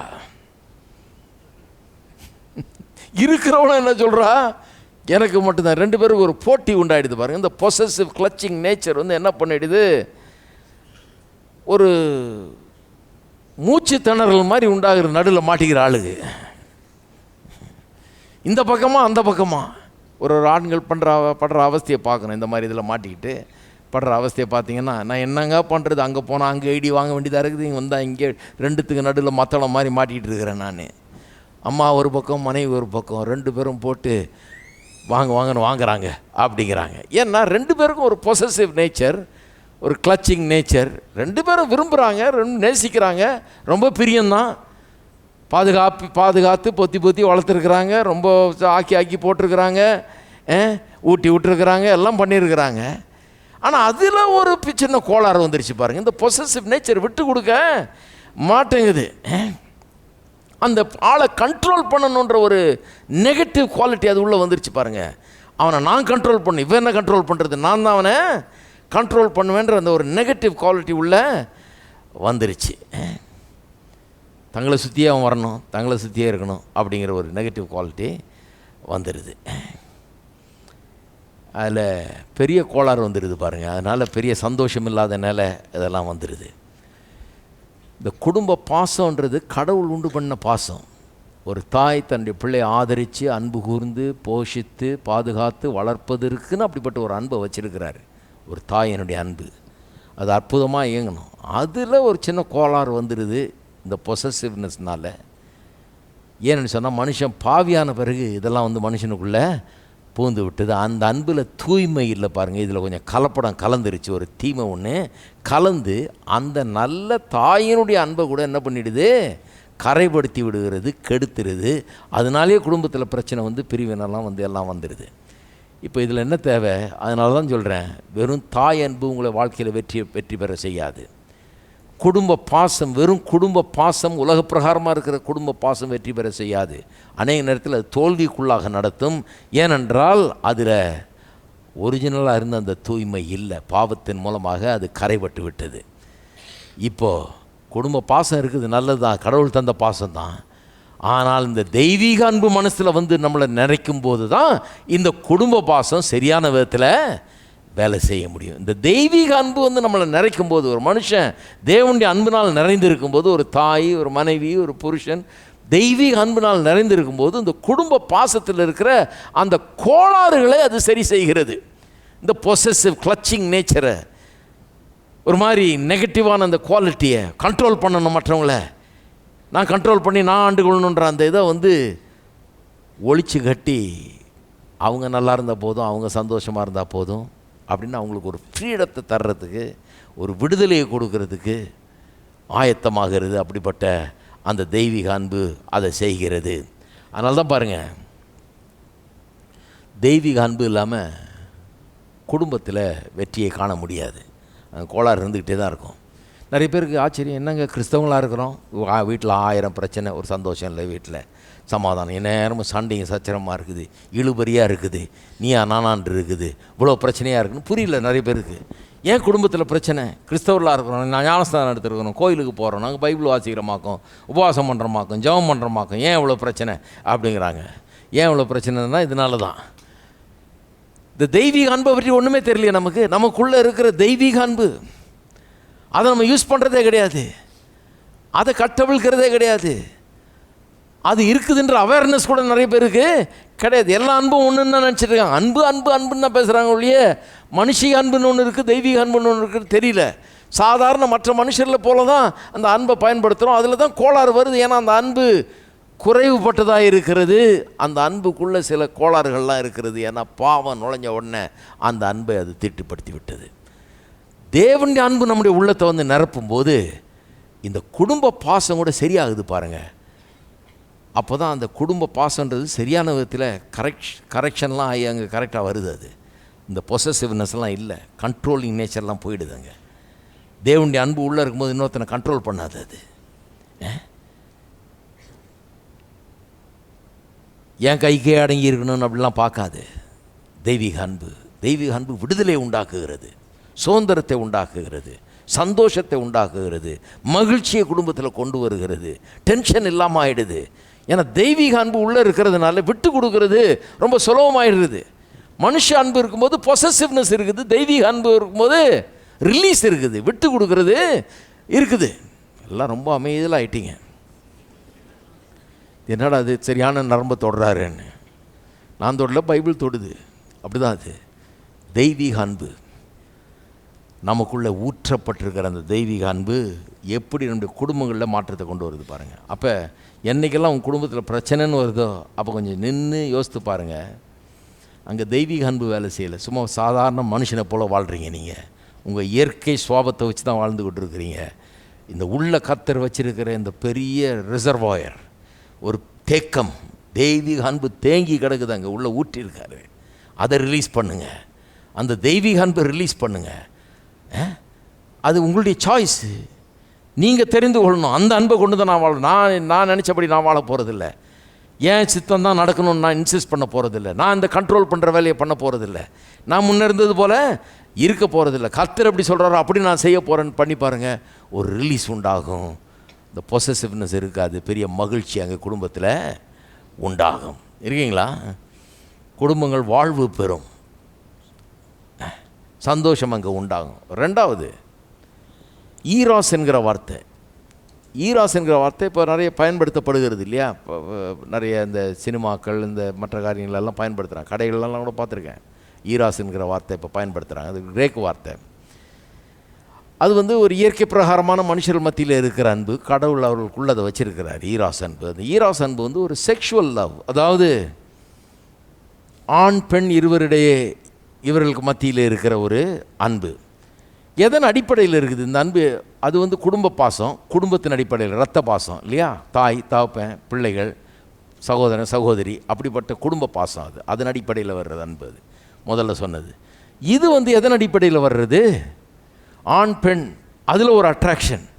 ஒரு ஆண் ஒரு பெண்ணுன்னு சொன்னால் அதில் ஒரு அட்ராக்ஷன் உண்டாகிறது இல்லையா? அந்த ஃபிசிக்கல் அட்ராக்ஷன், சரீர பிரகாரமாக இந்த ஆண் பெண் ஆகிய இருவருக்குள்ளே ஏற்படுகிற ஒரு காந்தம் மாதிரி ஏதோ இழுக்குது ரெண்டு பேரையும். இதைத்தான் ஈராஸ்ன்றாங்க. இந்த ஈராஸ் லவ் எப்படிப்பட்டதுன்னா, இந்த அன்பு எப்படிப்பட்டதுன்னா,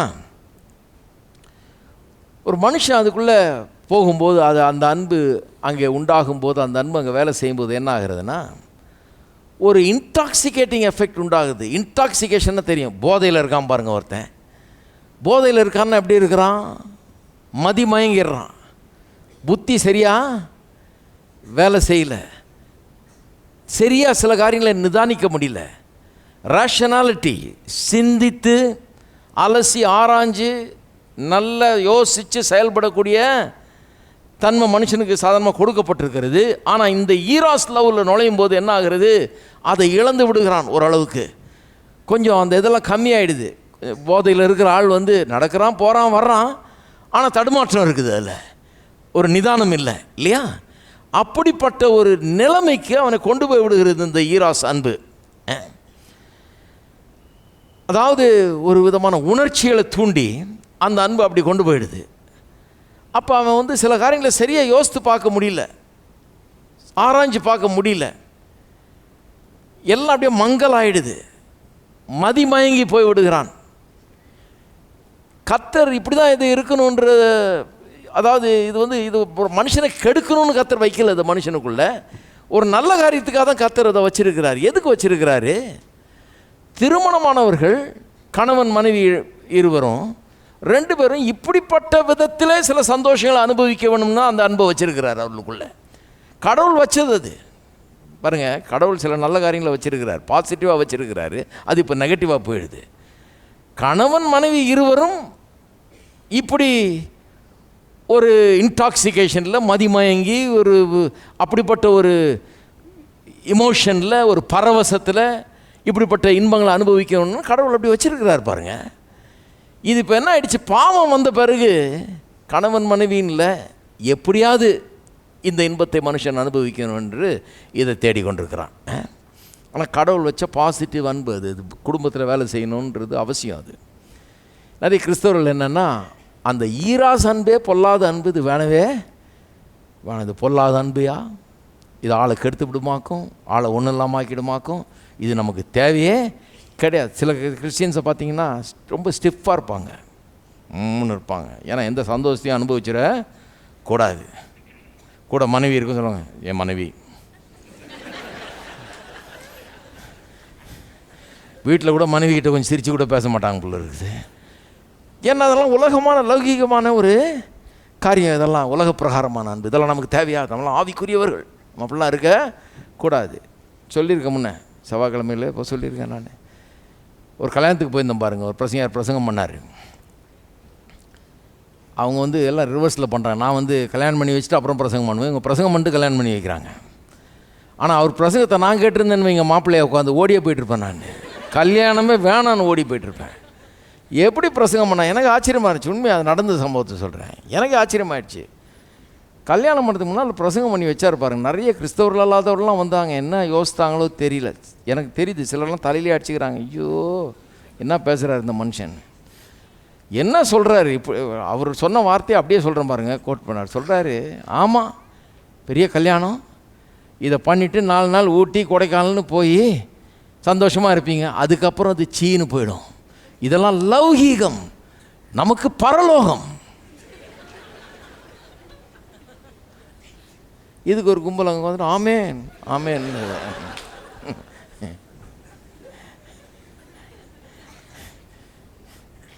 அப்படி சொல்லியிருந்தாங்கன்னா சில ஆளுங்க ஓடியே போயிட்டுருப்பானுங்க. இது எதுக்கு 4 நாளைக்காக போயிட்டு இதெல்லாம் பண்ணிட்டுருப்பானேன்னு, இவ்வளோ செலவழித்து எல்லாம் பண்ணி இதுக்கு ஒரு குடும்ப வாழ்க்கையை அமைச்சிக்கிட்டு ஒருத்தர் வாழ்ந்துக்கிட்டு இதெல்லாம் என்னன்னு, இது வேணும், இது ஒன்றுமே கிடையாது.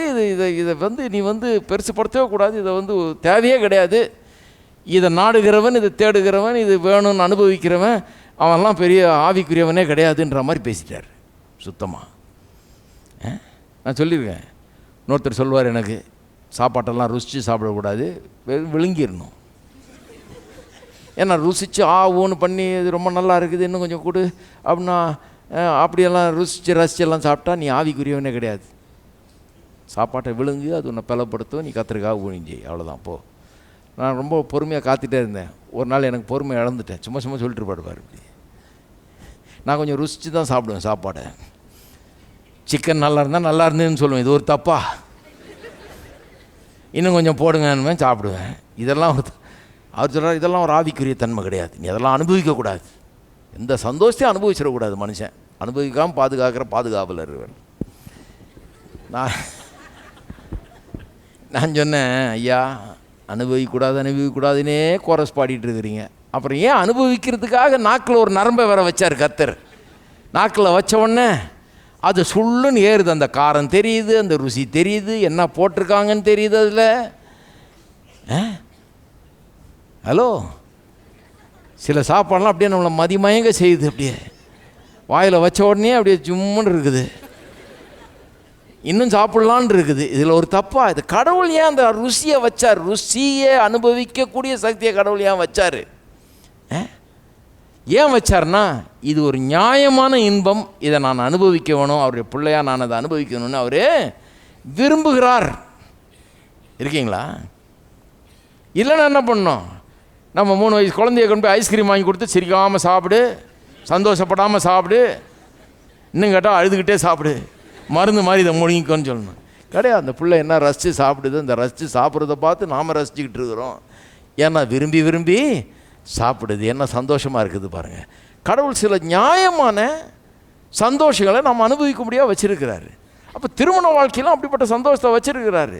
சில கிறிஸ்தவர்கள் அதெல்லாம் தேவையே கிடையாது, அதெல்லாம் உலக பிரகாரமானது, லௌகீகமானதுன்னு சொல்லிட்டு அவங்க தேவனை விட மிதமிஞ்சிய பரிசுத்தவான்கள் அவர்கள். இதை வேணான்றாள். கர்த்தர் இப்படி தான் வாழணும்னு வச்சுருக்கிறார். இன்னும் கேட்டால் நான் சொல்கிறேன், குடும்ப வாழ்க்கை நல்லா இருக்கணும்னா அதை அங்கீகரிக்கணும். அது கடவுள் நமக்கு அப்படி கொடுத்துருக்கிறாரு, வச்சுருக்கிறாரு, இதை நம்ம அனுபவிக்கிறதுக்காக வச்சுருக்கிறாருன்னு சொல்லி அதை அனுபவிக்கணும். அப்போ தான் குடும்ப வாழ்க்கை சிறப்பாக இருக்கும், வெற்றிகரமாக இருக்கும், சந்தோஷமாக இருக்கும். ரொம்ப சைலண்ட் ஆகிட்டீங்க எல்லாரும். அதுதான் உண்மை. சில உண்மைகளை பேசுகிறோம் பாருங்கள், அதுதான் உண்மை. அப்போ ஈராஸ்ன்றது அது என்னமோ நரகத்துலேருந்து வந்தது ஒன்றும் கிடையாது, கர்த்தர் கொடுத்ததுங்க. மனுஷனுக்குள்ளே வச்சிருக்கிறது ஒரு கவர்ச்சி, அதன் மூலமாக ஏற்படக்கூடிய இன்பம், இதெல்லாம் கர்த்தர் வச்சிருக்கிறார். ஆனால் அதை சரியான நியாயமான விதத்தில் அதை பயன்படுத்த வேணும்ன்ற அதுக்கு அந்த பிரயோஜனத்துக்காக வச்சிருக்கிறார் ஒழிய நம்ம இஷ்டப்படி செயல்படுத்துறதுக்காக வைக்கவில்லை. அதனால தான் புதிய ஏற்பாட்டிலாம் நிறைய வாசிக்கிறோம். மனுஷன் அவன் தன்னுடைய ஆசா பாசங்கள் இச்சைகள் இதன் பின்னால் போகக்கூடாது, இந்த பாவ இச்சைகளை விட்டு விலகி ஓடுன்னெலாம் ஏன் போதிக்குது? எதை விட்டு விலகி ஓட சொல்லுது? தவறான காரியங்களை விட்டு விலகி ஓட சொல்லுது.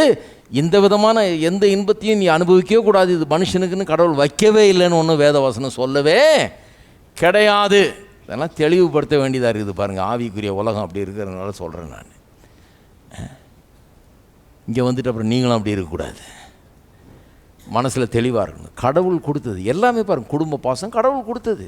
அப்போ தான் ஒரு தாய் தாப்பன் பிள்ளை அப்படின்ற பாசம்லாம் இருக்கும், கடவுள் கொடுத்தது. அதில் கோளாறு வந்துருச்சு பாவத்தின் மூலமாக. அதே மாதிரி தான் அந்த ஈராஸ்ங்கிறது கணவன் மனைவி இடத்துல காட்டுகிற, கணவன் மனைவி இருவர் இடத்துல இருக்கிற அன்பு, அதுவும் கடவுள் கொடுத்தது. அது நியாயமான ஒரு இன்பம், சந்தோஷம், அதில் எந்த தவறும் கிடையாது. ஆனால் பாவத்துக்கு அப்புறம் அதில் பல தவறான காரியங்கள் நுழைந்து விட்டது. தவறான விதத்தில் மனுஷன் அதை பயன்படுத்த ஆரம்பிச்சிட்டான். அது எப்படி தவறான விதத்தில் பயன்படுத்துகிறப்ப பாருங்கள், ஒரு மனுஷன் தவறான விதத்தில் இந்த ஆசாபாசங்கள் இச்சைகள் பின்னால் போகிற மனுஷனை பாருங்கள். அவன் சிலர் நினைக்கிறாங்க பாருங்கள், இதில் ஈடுபடுறவங்க சிலர் என்ன நினைக்கிறாங்க, ஏமாந்துடுறாங்க. இதுதான் அன்பு, இதுதான் அன்பாக. அது அன்பே கிடையாது. அவனுக்கு என்ன தேவையோ அதை நிறைவேற்றிக்கிறான், அவ்வளோதான். சுயநலக்காரன்,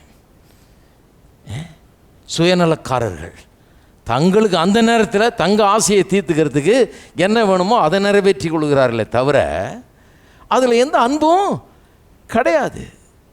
அது அதில் வெறும் இச்சை தான் இருக்குது, அன்பு கிடையாது. தன்னுடைய ஆசை நிறைவேறுது, மற்றவர்களை பற்றி கவலைப்படுறதே கிடையாது. இன்னொருத்தருடைய வாழ்க்கை கெடுது, அதை பற்றி நினைக்கிறதே கிடையாது. அது அன்பே கிடையாது பாருங்கள். அதனால தான் உலகத்தில் இவ்வளோ பெரிய சந்தோஷம் இல்லாத ஒரு நிலை இருக்குது.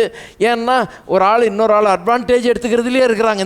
இந்த மாதிரி விதத்தில் ஏமாற்றி வார்த்தைகளை பேசி கவர்ந்து இழுத்து கவர்ச்சியை பயன்படுத்தி ஆசைகளை பயன்படுத்தி இப்படிப்பட்ட ஆசாபாசங்களுக்கு உள்ளாக்கி பயன்படுத்தி கொண்டு தூக்கி எறிஞ்சிடுறது.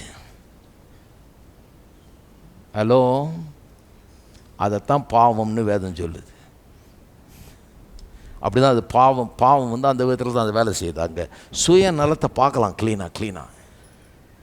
எங்கெல்லாம் அது நடக்குதோ அது சுயநலம்.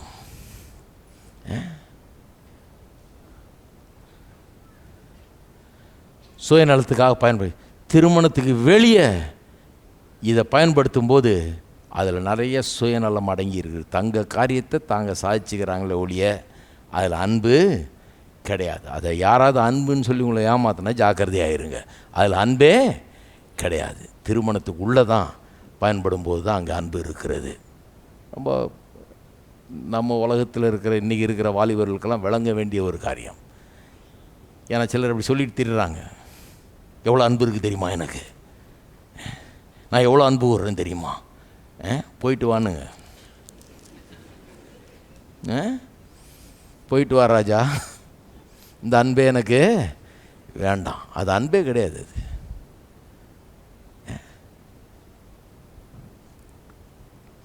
அது எத்தனை பேர் சொல்கிறீங்க கரெக்டாக விளங்குதுங்கன்னு? மீதி பேருக்கெல்லாம் விளங்கலையா?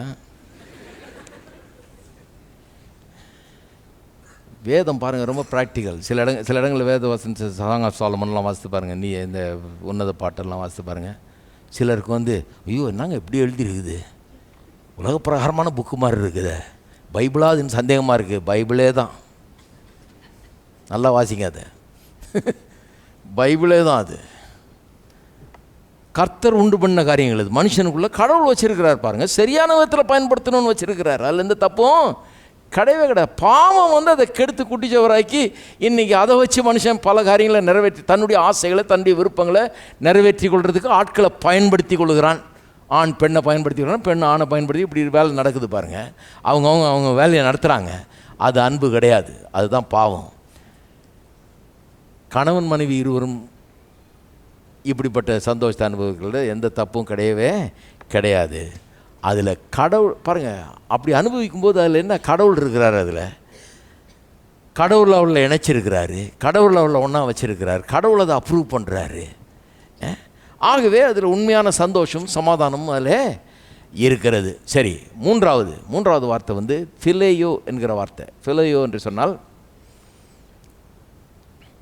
சிம்பிளாக சொல்லப்போனால் இன்னொருவரோடு நமக்கு ஏற்படுகிற நெருக்கம், அல்லது இங்கிலீஷில் சொல்லுவாங்க இல்லையா அட்டாச்மெண்ட். வாலிபர்கள்லாம் பள்ளிக்கூடம்லாம் போகும்போது யாரோ ஒருத்தர் 2 பேரோட ரொம்ப நெருக்கமாகிடுறோம் இல்லையா, அட்டாச்சாக இருக்கிறோம். எப்போ பார்த்தாலும் அவங்களோடையே சுற்றிட்டு இருப்போம், அவங்களோடையே போவோம், அவங்களோடையே வருவோம், கூடையே இருப்போம், இப்படியே இருப்போம். இவங்க 2 பேரும் இப்போ இணை பிரியாதவர்கள்னுவாங்க இல்லையா, அந்த அளவுக்கு நண்பர்களாயிடுறோம், நெருக்கமாகிடுது. அந்த பர்சனல் அட்டாச்மெண்ட்டு இது ஒரு ஃப்ரெண்ட்ஷிப், இது ஒரு விதமான ஃப்ரெண்ட்ஷிப்பு. இந்த ஃப்ரெண்ட்ஷிப்பில் பார்த்தீங்கன்னா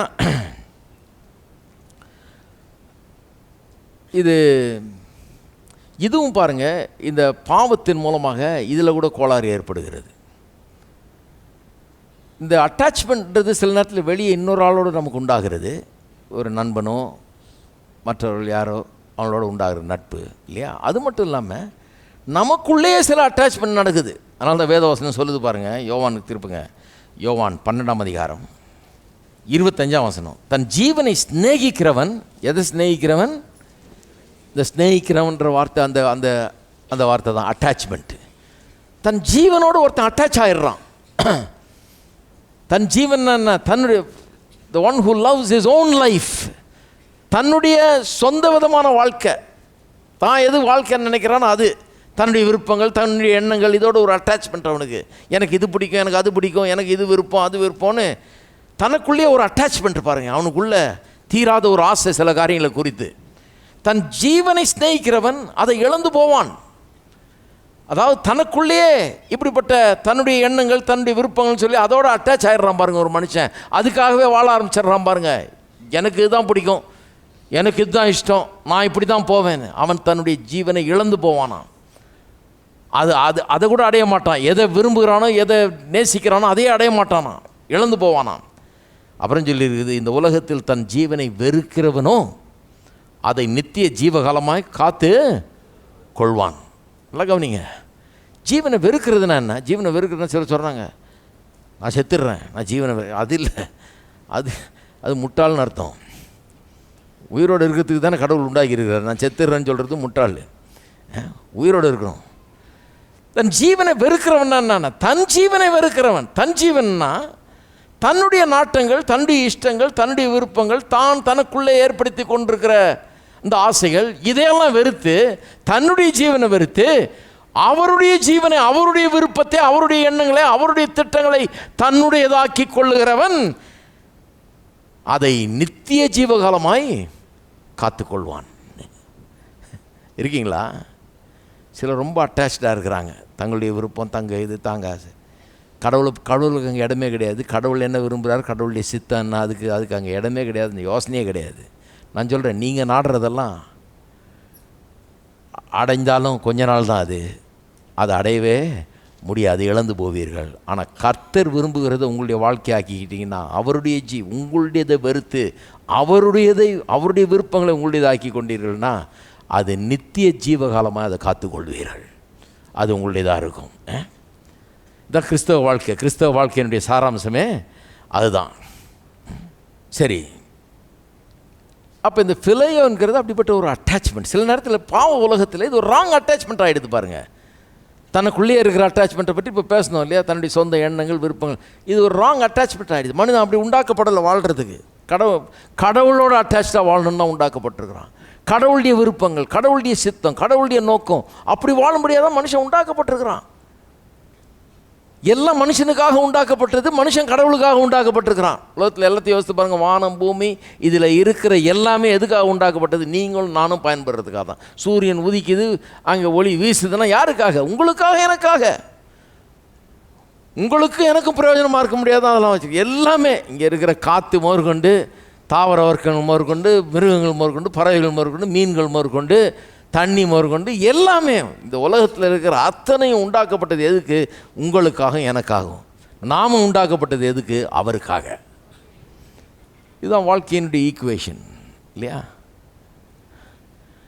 அப்போ ஏன் அட்டாச்மெண்ட் அவரோடு இருக்கணும்? அவருடைய விருப்பங்கள், அவருடைய நோக்கங்கள்னு இருக்கணும். இது பாவம் வந்த பிறகு என்ன ஆகிடுது? நான் எனக்காகவே வாழ ஆரம்பிச்சிடுறேன். ஏன் இஷ்டம், ஏன் ஆசை, ஏன் நாட்டம், நான் அங்கே போகணும், நான் இதை செய்யணும், நான் அதை செய்யணும், எனக்கு இது வேணும், எனக்கு அது வேணும், என் மனம் போன போக்கில் நான் வாழுவேன். இது தன்னுடைய ஜீவனை நேசிக்கிறவன். எதை நேசிக்கிறவன்? தன்னுடைய ஜீவனை. ராங் அட்டாச்மெண்ட் ஆகிடுது. இதே போல் நட்புகளில் கூட அது பிரச்சனை வந்துடுது பாருங்கள். எப்படி தன்னுடைய ஜீவனை நேசிக்கிறவன் அதை இழந்து போகிறானோ, அதுபோலவே இந்த மற்றவர்களோடு சிநேகிதமாக இருக்கிறதுல கூட அதில் தெய்வீக அன்பினால் நிரப்பப்படலைன்னா ஒரு மனுஷன் எவ்வளோ ஆழமான நட்பாக இருந்தால் கூட நிறைய நேரங்களில் பார்த்திங்கன்னா அதில் பெரிய ஃபெயிலியர் அங்கே உண்டாயிடுது. நல்ல நட்பில் இருக்கிறாங்க, நாளைக்கு அடுத்த நாள் கொலையை பண்ணிக்கிறாங்க. ஒருத்தர் பார்ட்னராக இருக்கிறாங்க, கொலை செஞ்சுக்கிறாங்க. பேப்பரில் டெய்லி வருது. ஒன்றா இருக்கிறாங்க, ஒருத்தர் அவ்வளவு உள்ள பகையை வைத்து கொண்டிருக்கிறார்கள். ஏன்னா எல்லாம் தன்னலம், சுயநலம், தாங்காரியாகணும், தானுக்கு நடக்கணும். இதுதான் அங்கே மனுஷனுடைய பிரச்சனை.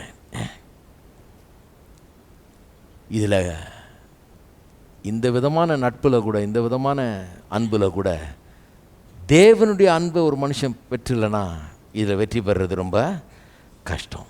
தேவனுடைய அன்பு உள்ளே வந்துடுச்சுன்னா, அப்படிப்பட்ட ரெண்டு பேர் பழகும்போது அங்கே சுயநலத்துக்கு இடமில்லாமல் பண்ணலாம்.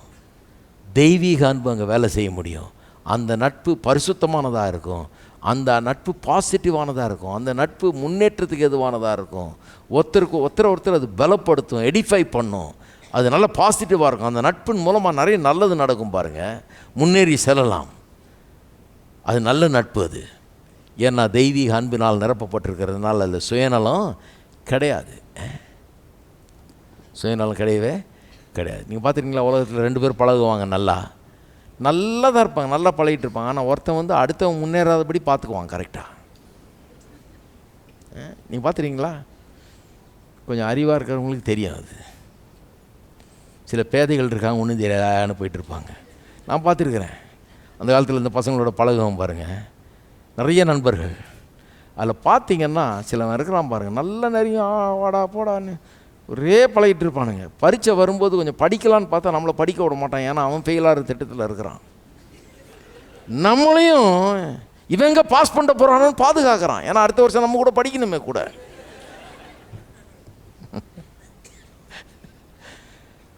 திட்டம் போட்டு நம்மளையும் கவுத்துருவாங்க. அந்த அன்பு, நட்பு, உலக பிரகாரமான ஒரு நட்பு. உங்களை பிடிக்குது அவனுக்கு, உண்மைதான். நீங்கள் இல்லாமல் பள்ளிக்கூடம் போகிறதுக்கு அவனுக்கு ரொம்ப கஷ்டமாக இருக்கும். நீங்கள் இல்லாமல் வாழ்க்கை நடத்துறதுக்கு அவனுக்கு கஷ்டமாக இருக்கும். ஏன்னா பழகியாச்சு ரெண்டு பேர் ஒன்றா. ஆனால் உங்களோட கூட சேர்ந்து அவனும் உங்களையும் ஃபெயில் ஆக்கணும்னு பார்ப்பான். அவனோட கூட சேர்த்து அவனை விட்டு தாண்டி முன்னேறி போயிட்டீங்கன்னா தெரிஞ்சிடும். அவனுக்கு தெரியும், அவனுக்கு நீங்கள் தனியாக போயிடுவீங்கன்னு தெரியும், நீங்கள் மேலே போயிடுவீங்கன்னு தெரியும், அப்புறம் ஒன்றா இருக்க முடியாதுன்னு தெரியும். இந்த நட்பில் பாருங்கள் பல காரியங்கள் உள்ள அடங்கி இருக்கிறது. ஏன்னா அதுதான் மனுஷ வாழ்க்கையை கடினமானதாக்குகிறது, கவலையை தருகிறது, கண்ணீரை உண்டாக்குகிறது, கசப்பை உண்டாக்குகிறது, தோல்வியை உண்டாக்குகிறது, வாழ்க்கையில் விரக்தியை உண்டாக்குறது. என்னென்னா இந்த அன்பில் கோளாறு இருக்கிறது. தெய்வீக அன்பு இல்லாமல் இந்த நட்பு கூட உருப்பட முடியாது பாருங்கள். நட்பில் கூட ஒரு பெரிய ஒரு இது இருக்காது. சரி, இந்த 3 விதமான உலக பிரகாரமான அன்புகளை பார்த்தோம். குடும்ப பாசம், கணவன் மனைவி இடத்துல இருக்கிற அன்பு, நண்பர்கள் மத்தியில் இருக்கிற இந்த பிரியம், இல்லையா?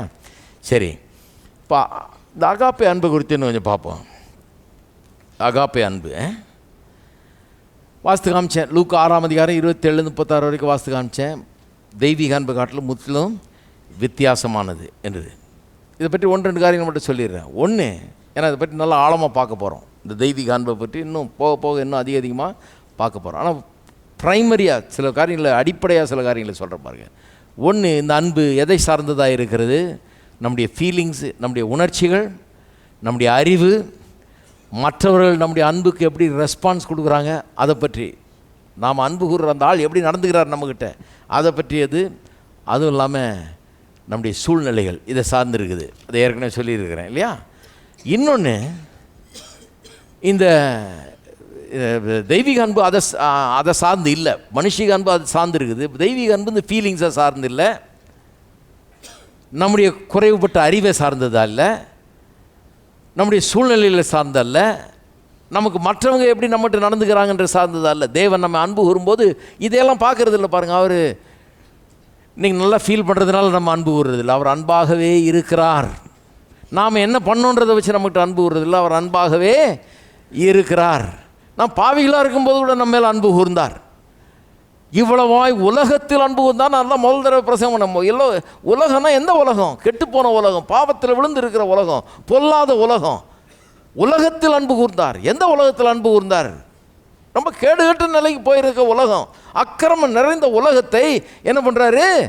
அன்பு கூறுறார். நல்லவங்க அன்பு கூறல, அவர் அன்பாகவே இருக்கிறதுனால அன்பு கூறுறார். அப்போ தெய்வீக அன்பு அதெல்லாம் சார்ந்தது கிடையாது, மனுஷிக அன்பு தான் அதெல்லாம் சார்ந்துருக்குது. ரெண்டாவது, தெய்வீக அன்பு ஒரு அற்புதமான தன்மை அதில் இருக்குது. அது என்னென்னா, பாவத்தை வெளிப்படுத்துகிறது, எக்ஸ்போஸ் பண்ணுது. வெளிச்சம் போட்டு காட்டி மனுஷனை திருத்த அது உதவுகிறது. பாவத்தை வெளிச்சம் போட்டு காட்டி மனுஷனை திருத்த உதவுகிறது. வாசிக்க நேரம் இல்லை, ஆனால் ஒரு வசனத்தை காண்பி, ஒரு சம்பவத்தை சொல்கிறேன். யோவான் எழுதின சுவிசேஷம் 8ஆம் அதிகாரம் 3-12 வசனங்களில் அது இருக்கிறது. பிறகு வாசிக்கலாம். ஆனால் அந்த சம்பவம் எல்லாருக்கும் தெரியும். விபச்சாரத்தில் சிக்கின ஒரு ஸ்திரீயை கையுங்களமாக பிடிக்கிறாங்க. இந்த பரிசேயர்லாம் சேர்ந்து கையுங்களமாக பிடிச்சி கொண்டாடுறாங்க இயேசுக்கிட்ட. இயேசுகிட்ட கொண்டு வந்து என்ன சொல்கிறாங்க? மோசேயினுடைய நியாயப்பிரமாணத்தில் என்ன சொல்லியிருக்குது? இப்படிப்பட்ட ஒரு பெண்ணை கையுங்களமாக பிடிக்கும்போது ஆதாரத்தோட கல்லறிஞ்சு அவளை கொல்லணும் சொல்லியிருக்கு. கல்லறிஞ்சு அவளை கொல்லணும். இவர் என்ன பண்ணுறாருன்னு பார்க்கலான்னு கொண்டாடுறாங்க. ஏன்னா அவங்களுக்கு என்னென்னா, இவர் எப்போ பார்த்தாலும் நியாயப்பிரமாணத்துக்கு சரியாக கீழ்ப்படிய மாட்டேன்றாரு. ஓய்வு நாளில் என்ன பண்ணுறாரு? வியாதியஸ்தனை சோமாக்குறாரு. இந்த மாதிரி ஓய்வு நாளை மதிக்க மாட்டேன்றாரு, நியாயப்பிரமாணத்தை இது பண்ணுறாரு, அவமதிக்கிறாருன்ற ஒரு எண்ணம் அவங்களுக்கு ஒரு மேலே ஒரு பெரிய குற்றஞ்சாட்டு இருந்தது.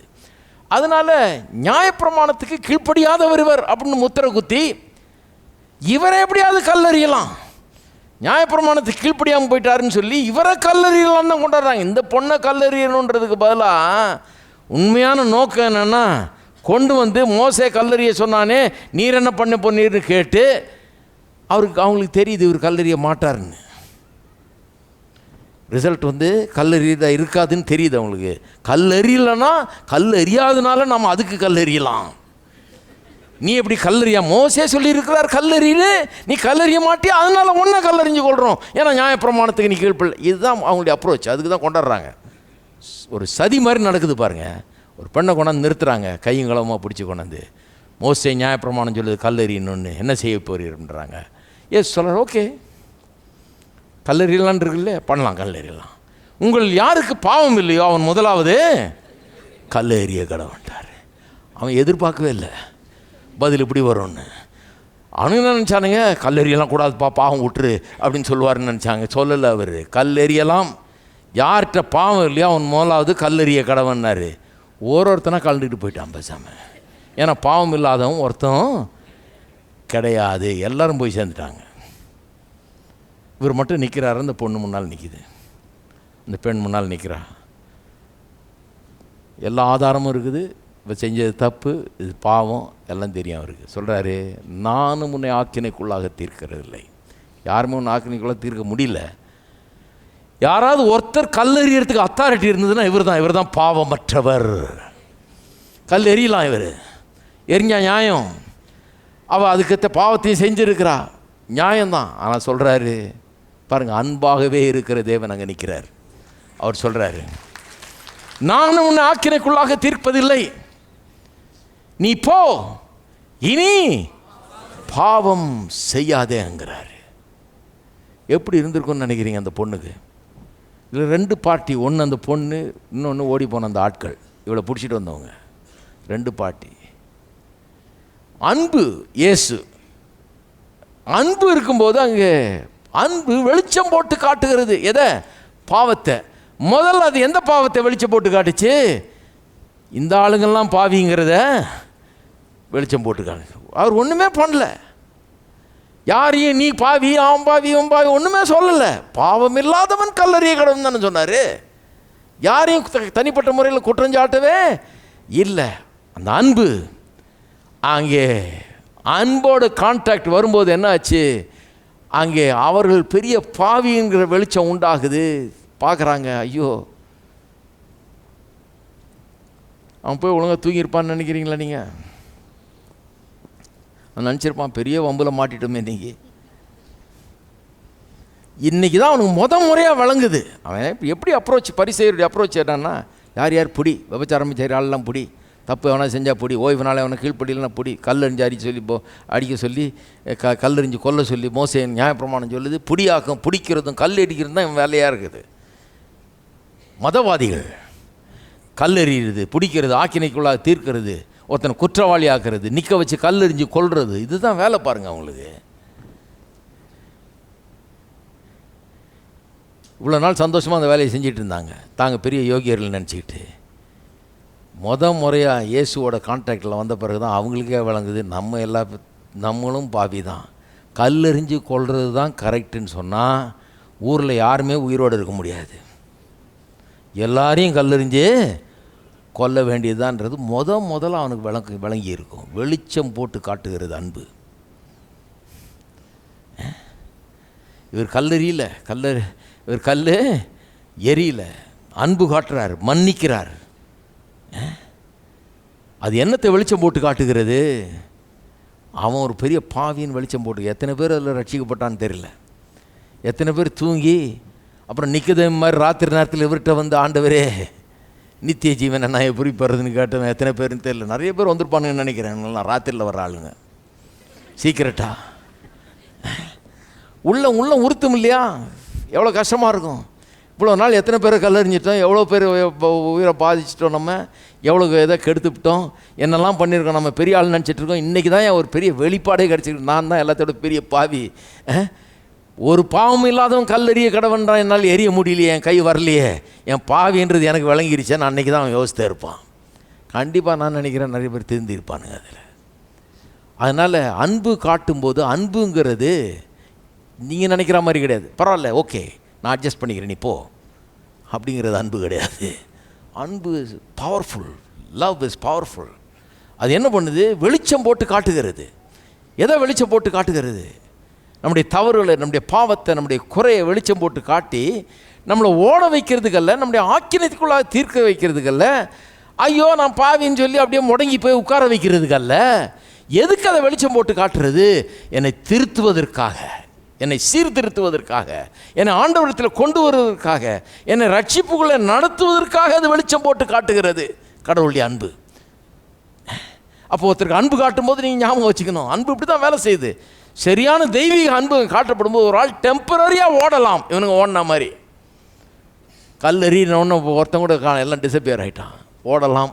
ஆனால் அது திரும்ப இழுக்கும். போய் தூங்க முடியாது, நிம்மதியாக இருக்க முடியாது, திரும்ப வர வைக்கும். இவளுக்கு வருவோம். இப்போது இந்த பெண் தப்பு செய்தவ, செய்யலைன்னு யாரும் சொல்ல முடியும், செய்தா, பிடிச்சிக்கிட்டாங்க. இவன் மேலே தப்பு இருக்குது, எல்லா தப்பும் இவன் மேலே இருக்குது, அடித்து கொண்டாலும் தகும். அடிக்கக்கூடிய தகுதி உள்ளவர் இவர். அவர் சொல்கிறார், நான் ஆக்கினைக்குள்ளாக தீர்ப்பதில்லை. அதுக்கு நான் வரல, கல்லெறியத்துக்காக வரல. மனு குலத்துக்கே ரட்சிப்பு தேவைப்படுது. எல்லாரையும் கல்லெறிஞ்சால் கொல்ல முடியும்? நான் எல்லாருமே பாவிகள் தான், அப்போ எல்லாரையுமே கல்லெறிஞ்சு கொல்ல முடியும்? கிடையாது. அதுக்காக நான் வரல. இயேசு எதற்காக வந்தார்? ரட்சகர். அவர் ரட்சிக்கும்படியாக வந்தார். அந்த பாவ வாழ்க்கையிலிருந்து விடுதலையாக்கும்படியாக வந்தார். விடுதலை தரும்படியாக அவர் வித்தியாசமானவளை மாற்றும்படியாக வந்தார். அதுதான் இயேசுடைய அற்புதம். இயேசுடைய செய்தியை சிலர் தப்பாக நினச்சிருக்காங்க. வெறும் பாவின்னு சொல்கிற செய்தி நினச்சிருக்காங்க. கிடையாது. பாவின்னு சொல்கிறதில்ல கிறிஸ்தவ செய்தி. கிறிஸ்தவ செய்தி பாவத்தில் இருக்கிறவர்களுக்கு ரட்சிப்பு உண்டு, பாவத்திலிருந்து விடுதலையாக முடியும் என்று சொல்லுகிற செய்தி. அதுதான் கிறிஸ்தவ செய்தி. பாவ சேற்றிலே சிக்கி உழண்டு கொண்டிருக்கிறவர்களுக்கு, அதன் பிடியில் இருக்கிறவர்களுக்கு அதிலிருந்து விடுதலை உண்டு என்று அறிவிக்கிற செய்தி தான் கிறிஸ்தவ செய்தி. இயேசு சொல்ற, நானும் உன்னை ஆக்கினைக்குள்ளாக தீர்ப்பதில்லை, நீ போய் நீ பாவம் செய்யாத. நீங்கள் நினைக்கிறீங்களா திருப்பி போய் அவள் முன்ன மாதிரியே வாழ்ந்துருப்பான்னு? விட்டார்ப்பா, கோர்ட்லேருந்து வெளியே வந்த மாதிரி நல்ல ஜட்ஜி, இன்னைக்கு பரவாயில்ல, ரொம்ப இறக்கமுள்ள ஆள், பழிச்சிட்டு போன விட்டார். கிடையாது. க்ளீனாக சொல்கிறாரு, போ இனி பாவம் செய்யாதே. அவர் சொன்ன அந்த வார்த்தைகளை கிருபை உள்ள வார்த்தைகள். கிருபைனா என்ன? கிருபைன்னா சிலர் நினைக்கிறாங்க வெறும் பாவம் செஞ்சால் எக்ஸ்கியூஸ் பண்ணுறது தான் கிருபைன்னு. வெறும் பாவம் செஞ்சால் பரவாயில்ல, நான் கண்டுக்காமல் விட்டுறா தான் கிருபை அப்படின்னா கிடையாது. கிருபைங்கிறது பாவம் செய்யாமல் வாழ்கிறதுக்கு, பாவத்தின் மேலே வெற்றிகரமாக வாழ்கிறதுக்குரிய பலன். இது வரைக்கும் அவளுக்கு அந்த பலன் இருந்ததில்லை. இப்போ அன்போடு கான்டாக்டில் வர்றா. அன்பு என்ன பண்ணுது பாருங்கள். தான் தெய்வீக அன்பு மனுஷனை எப்படி மாற்றுது பாருங்கள். அவரோட கான்டாக்டில் வந்த நாள்லேருந்து அவளுடைய வாழ்க்கையே வித்தியாசமானதாக இருக்குன்னு நினைக்கிறேன். அவள் அங்கேருந்து போனவ இனி ஒருபோதும் அந்த பாவத்துக்குள்ளே பிரவேசித்திருக்க மாட்டாள். ஏனென்றால் ஒரு பெரிய மன்னிப்பு, ஒரு பெரிய தயவு, நல்ல அருமையான வார்த்தைகளை அவள் கேட்டாள். அவளுடைய ஜீவியமே அன்றைக்கு மாற்றப்பட்டிருக்கும். ஏன்னா அன்பின் வெளிச்சம் அதை செய்கிறது.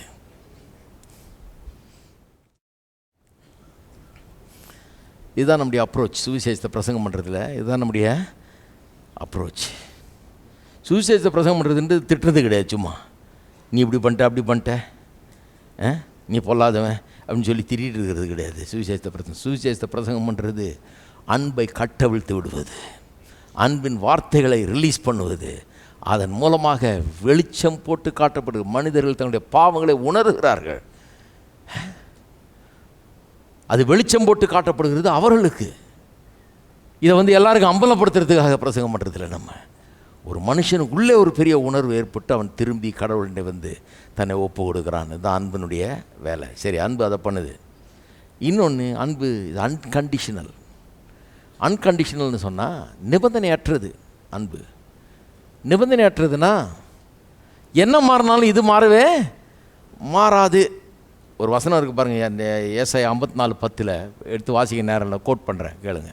54:10, மலைகள் விலகினாலும் பர்வதங்கள் நிலை பெயர்ந்தாலும் என் கிருபை உன்னை விட்டு விலகாமலும் என் சமாதானத்தின் உடன்படிக்கை நிலை பெயராமலும் இருக்கும் என்று உண்மையில் மனதுருகிற கர்த்தர் சொல்லுகிறார். கர்த்தர் எவ்வளோ மன உருக்கம் உள்ளவர் பாருங்க. மலையே பெயர்ந்தாலும் சரி, பர்வதங்களே நிலை பெயர்ந்தாலும் சரி, மலை சாதாரணமாக பெயராது, போயிடாது, எங்கேயும் அங்கே தான் இருக்கும். ஆனால் அதுவே பெயர்ந்தாலும் என்னுடைய அன்பு போகவே போகாது. அன்பு வந்து கொண்டே இருக்கிறது. தேவனுடைய அன்பு, தெய்வீக அன்பு வந்து கொண்டே இருக்கிறது. நீங்களும் நானும் தெய்வீக அன்பில் வாழும்போது, தெய்வீக அன்பு நம்ம நிரப்பும் போது அன்பு கூர்ந்து கொண்டே இருக்கிறோம். அன்பு கூற முடியாத ஆளை கூட அன்பு கூர்ந்து கொண்டே இருக்கிறோம். நிற்காது, ஒழிந்து போகாது. அன்பு ஒரு காலம் ஒழியாது. அன்பு காட்டுறதை நிறுத்த மாட்டோம், காட்டிக்கொண்டே இருக்கிறோம். அது பிரவாகித்து ஓடிக்கொண்டே இருக்கிறது நமக்குள்ளாக இருந்து. கர்த்தருடைய அன்பு அப்படிப்பட்டது, ஒழியாத அன்பு. இது ஒன் சைடட் லவ். மற்றவங்க என்ன செய்கிறாங்கன்றதை வச்சு அன்பு கிடையாது. இது அவங்க என்ன செஞ்சான்னா, அவங்க அந்த அன்பை ரெசிப்ரோகேட் பண்ணலன்னா கூட, அதான் ரெசிப்ரோகேட்னா நான் அன்பு காட்டுறேன், அவங்களும் திரும்ப எனக்கு அன்பு காட்டணும், அதான் நியாயம். ஆனால் அப்படி காட்டலைன்னா கூட நான் அன்பு கூறுகிறேன். அதுதான் ஒன் சைடட் லவ். இது எனக்கு ஒருத்தர் அன்பு காட்ட வேண்டியதில்லை நான் அன்பு காட்டுறதுக்கு.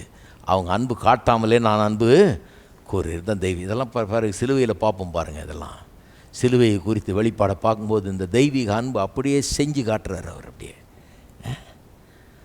அது மட்டும் இல்லை, இந்த தெய்வீக அன்பு வந்து விடுதலையை கொண்டு வருகிற அன்பு. விடுதலைன்னு சொன்னால் அதான் நான் சொன்னேன் இல்லையா,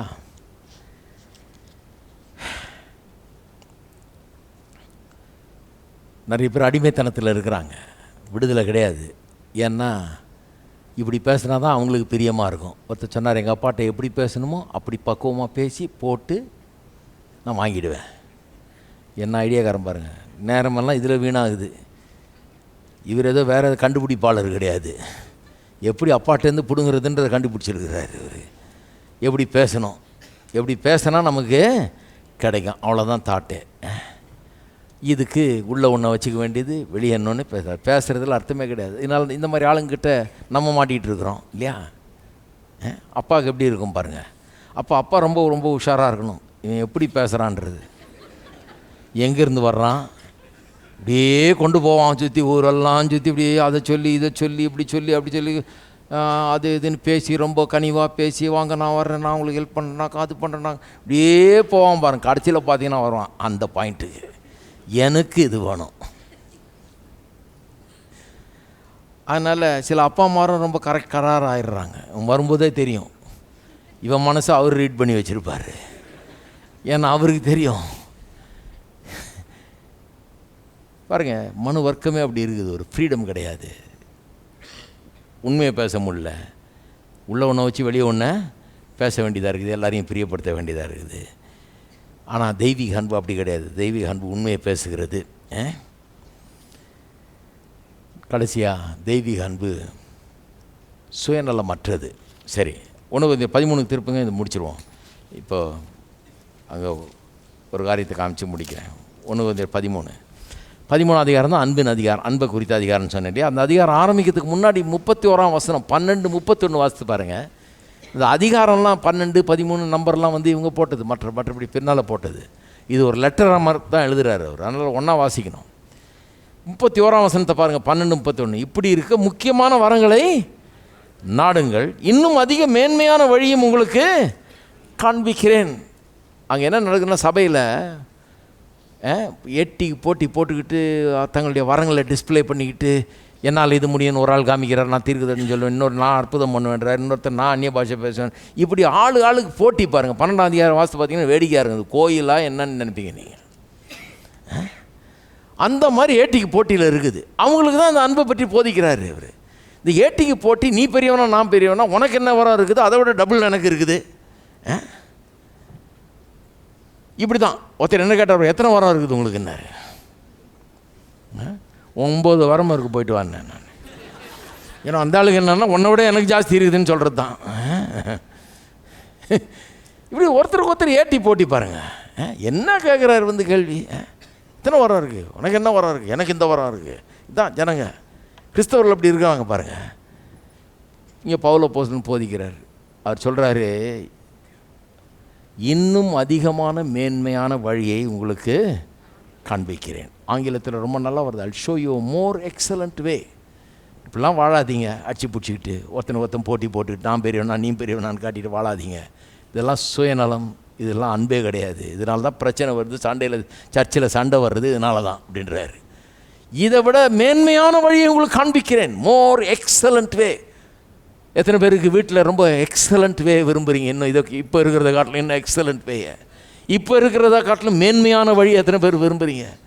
உங்கள் வாழ்க்கையில் மேன்மையான வழியில் செல்கிறது தான் இந்த கிறிஸ்தவ வாழ்க்கை. பாருங்கள், கிறிஸ்தவ வாழ்க்கைங்கிறது ஒரு மேன்மையான பாதை, நமக்காக கொடுக்கப்பட்டிருக்கிறது தான் அன்பின் பாதை.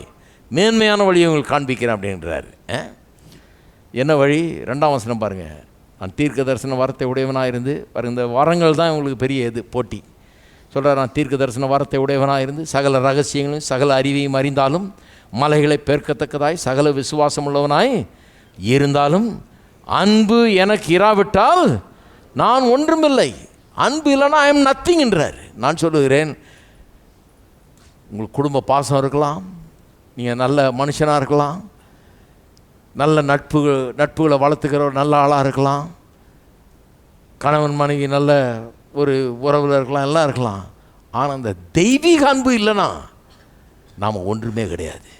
ஏன்னா நம்ம எவ்வளோ சிறந்தவர்களாக இருந்தாலும் அந்த குறைவு உள்ள அன்பு, மனுஷீக அன்பு தலையை விரித்து ஆடிடும். ஒரு நாளைக்கு எனக்காவது ஒரு நாள் நம்மளை கைவிட்டுரும், நம்மளை தோல்விக்குள்ளாக்கும்.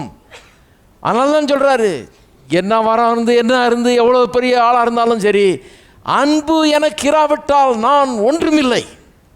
நான் சொல்கிறேன், இங்கே இருக்கிற ஒவ்வொரு விசுவாசியும் அன்பு இராவிட்டால் ஒன்றுமே இல்லை, வெற்றியே கிடையாது, வாழ்வே கிடையாது, நல்ல எதிர்காலமே முடியாது, நல்ல காலமே பிறக்காது. சில சொல்லுவாங்க, எப்போங்க நல்ல காலம் பிறக்கும்? அன்பு இல்லைன்னா ஒன்றுமே இல்லை, நான் ஒன்றுமே இல்லை, I'm nothing, there is no love என்றார். கடைசியாக 8ஆம் வசனம், அன்பு ஒரு காலம் ஒழியாது. இந்த அன்பு அனுபவிச்சிங்கன்னா, இந்த தெய்வீக அன்பை அறிந்து கொண்டீர்கள் என்றால், அது உங்களுக்குள்ளே என்னென்னைக்கும் இருக்கும், ஒழியவே ஒழியாது. எல்லா சூழ்நிலையிலும் இருக்கும், எல்லா சந்தர்ப்பத்திலையும் இருக்கும், எல்லா கஷ்டத்தின் மத்தியிலும் இருக்கும், எல்லா போராட்டத்தின் மத்தியிலும் இருக்கும். அது உங்களுக்குள்ளாக இருந்து பாய்ந்தோட தவறாது. எல்லா சூழ்நிலையிலும் இந்த அன்பை வெளிப்படுத்த ஆரம்பிப்பீர்கள். இந்த அன்பு உங்களுக்குள்ளே இருந்து பாய்ந்தோடும், எல்லா காரியங்களையும் சரி பண்ணும். இந்த அன்பு சுகமாக்கும், விடுதலை ஆக்கும், சமாதானத்தை கொண்டு வரும், குடும்பத்தில் நல்வாழ்வை கொண்டு வரும். ஏன்னா இந்த அன்பு ஒழிய யாரும் தடுத்து நிறுத்த முடியாது, இது வந்துக்கிட்டே தான் இருக்கும். அப்பேற்பட்ட ஒரு நல்வாழ்வை, மேன்மையான வழியை கர்த்தர் நமக்கு என்று வைத்திருக்கிறார். எல்லோரும் எழுந்து நிற்போம். ஸ்தோத்திரம். எல்லாம் கரங்களை உயர்த்தி நாம் கர்த்தரை ஸ்தோத்திரிப்போம். எங்கள் அன்பின் பிதாவே, கர்த்தராகிய இயேசுவின் நாமத்தில் மண்டையில் வருகிறோம். நல்ல நாளுக்காக உமக்கு ஸ்தோத்திரம், இந்த நல்ல வார்த்தைகளுக்காக உமக்கு ஸ்தோத்திரம் கர்த்தாவே. தெய்வீக அன்பு எங்களுக்குள்ளே ஊற்றப்பட்டிருக்கிறபடியாக உமக்கு ஸ்தோத்திரம். நாங்கள் விசேஷமானவர்கள், ஒரு பெரிய வெற்றிகரமான ஒரு வாழ்க்கையை வாழ வேண்டிய எல்லாம் எங்களுக்கு கொடுக்கப்பட்டிருக்கிறது. அன்பு எங்களுக்கு இருக்கிறது. அது எங்களுக்கு நீர் கொடுத்த மிகப்பெரிய சொத்து, தெய்வீக அன்பு. அதை வைத்து வெற்றிகரமாக வாழ்வது எப்படிங்கிறதை எங்களுக்கு நீர் ஒவ்வொரு நாளும் போதிப்பீராக, நடத்துவீராக. குடும்பங்கள் வாழ்வு பெறட்டும், வருகிற மனிதர்கள் புது வாழ்வடையட்டும். இந்த மேன்மையான பாதை வழியை அவள் கண்டுகொள்ளட்டும் கர்த்தாவே. இதை விட குறைவான பாதையில் சென்று கொண்டிருக்கிறவர்கள் அதை விட்டு இந்த பாதைக்கு மாறட்டும், அன்பின் வழிக்கு மாறட்டும். ஜீவியங்களை மாற்றட்டும், குடும்ப வாழ்க்கைகளை மாற்றட்டும், எல்லாவற்றையும் மாற்றி அமைக்கட்டும். உமக்கு எல்லா கனமையும் துதி ஸ்தோத்திரங்களை எடுக்கிறோம். இயேசுவின் நாமத்தில் ஜெபிக்கிறோம். நம்முடைய கர்த்தராகிய இயேசு கிறிஸ்துவின் கிருபையும் பிதாவாகிய தேவனுடைய அன்பும் பரிசுத்த ஆவியானவருடைய ஐக்கியம் நம் அனைவரோடும் இன்றைக்கும் என்றைக்கும் இருப்பதாக. ஆமென்.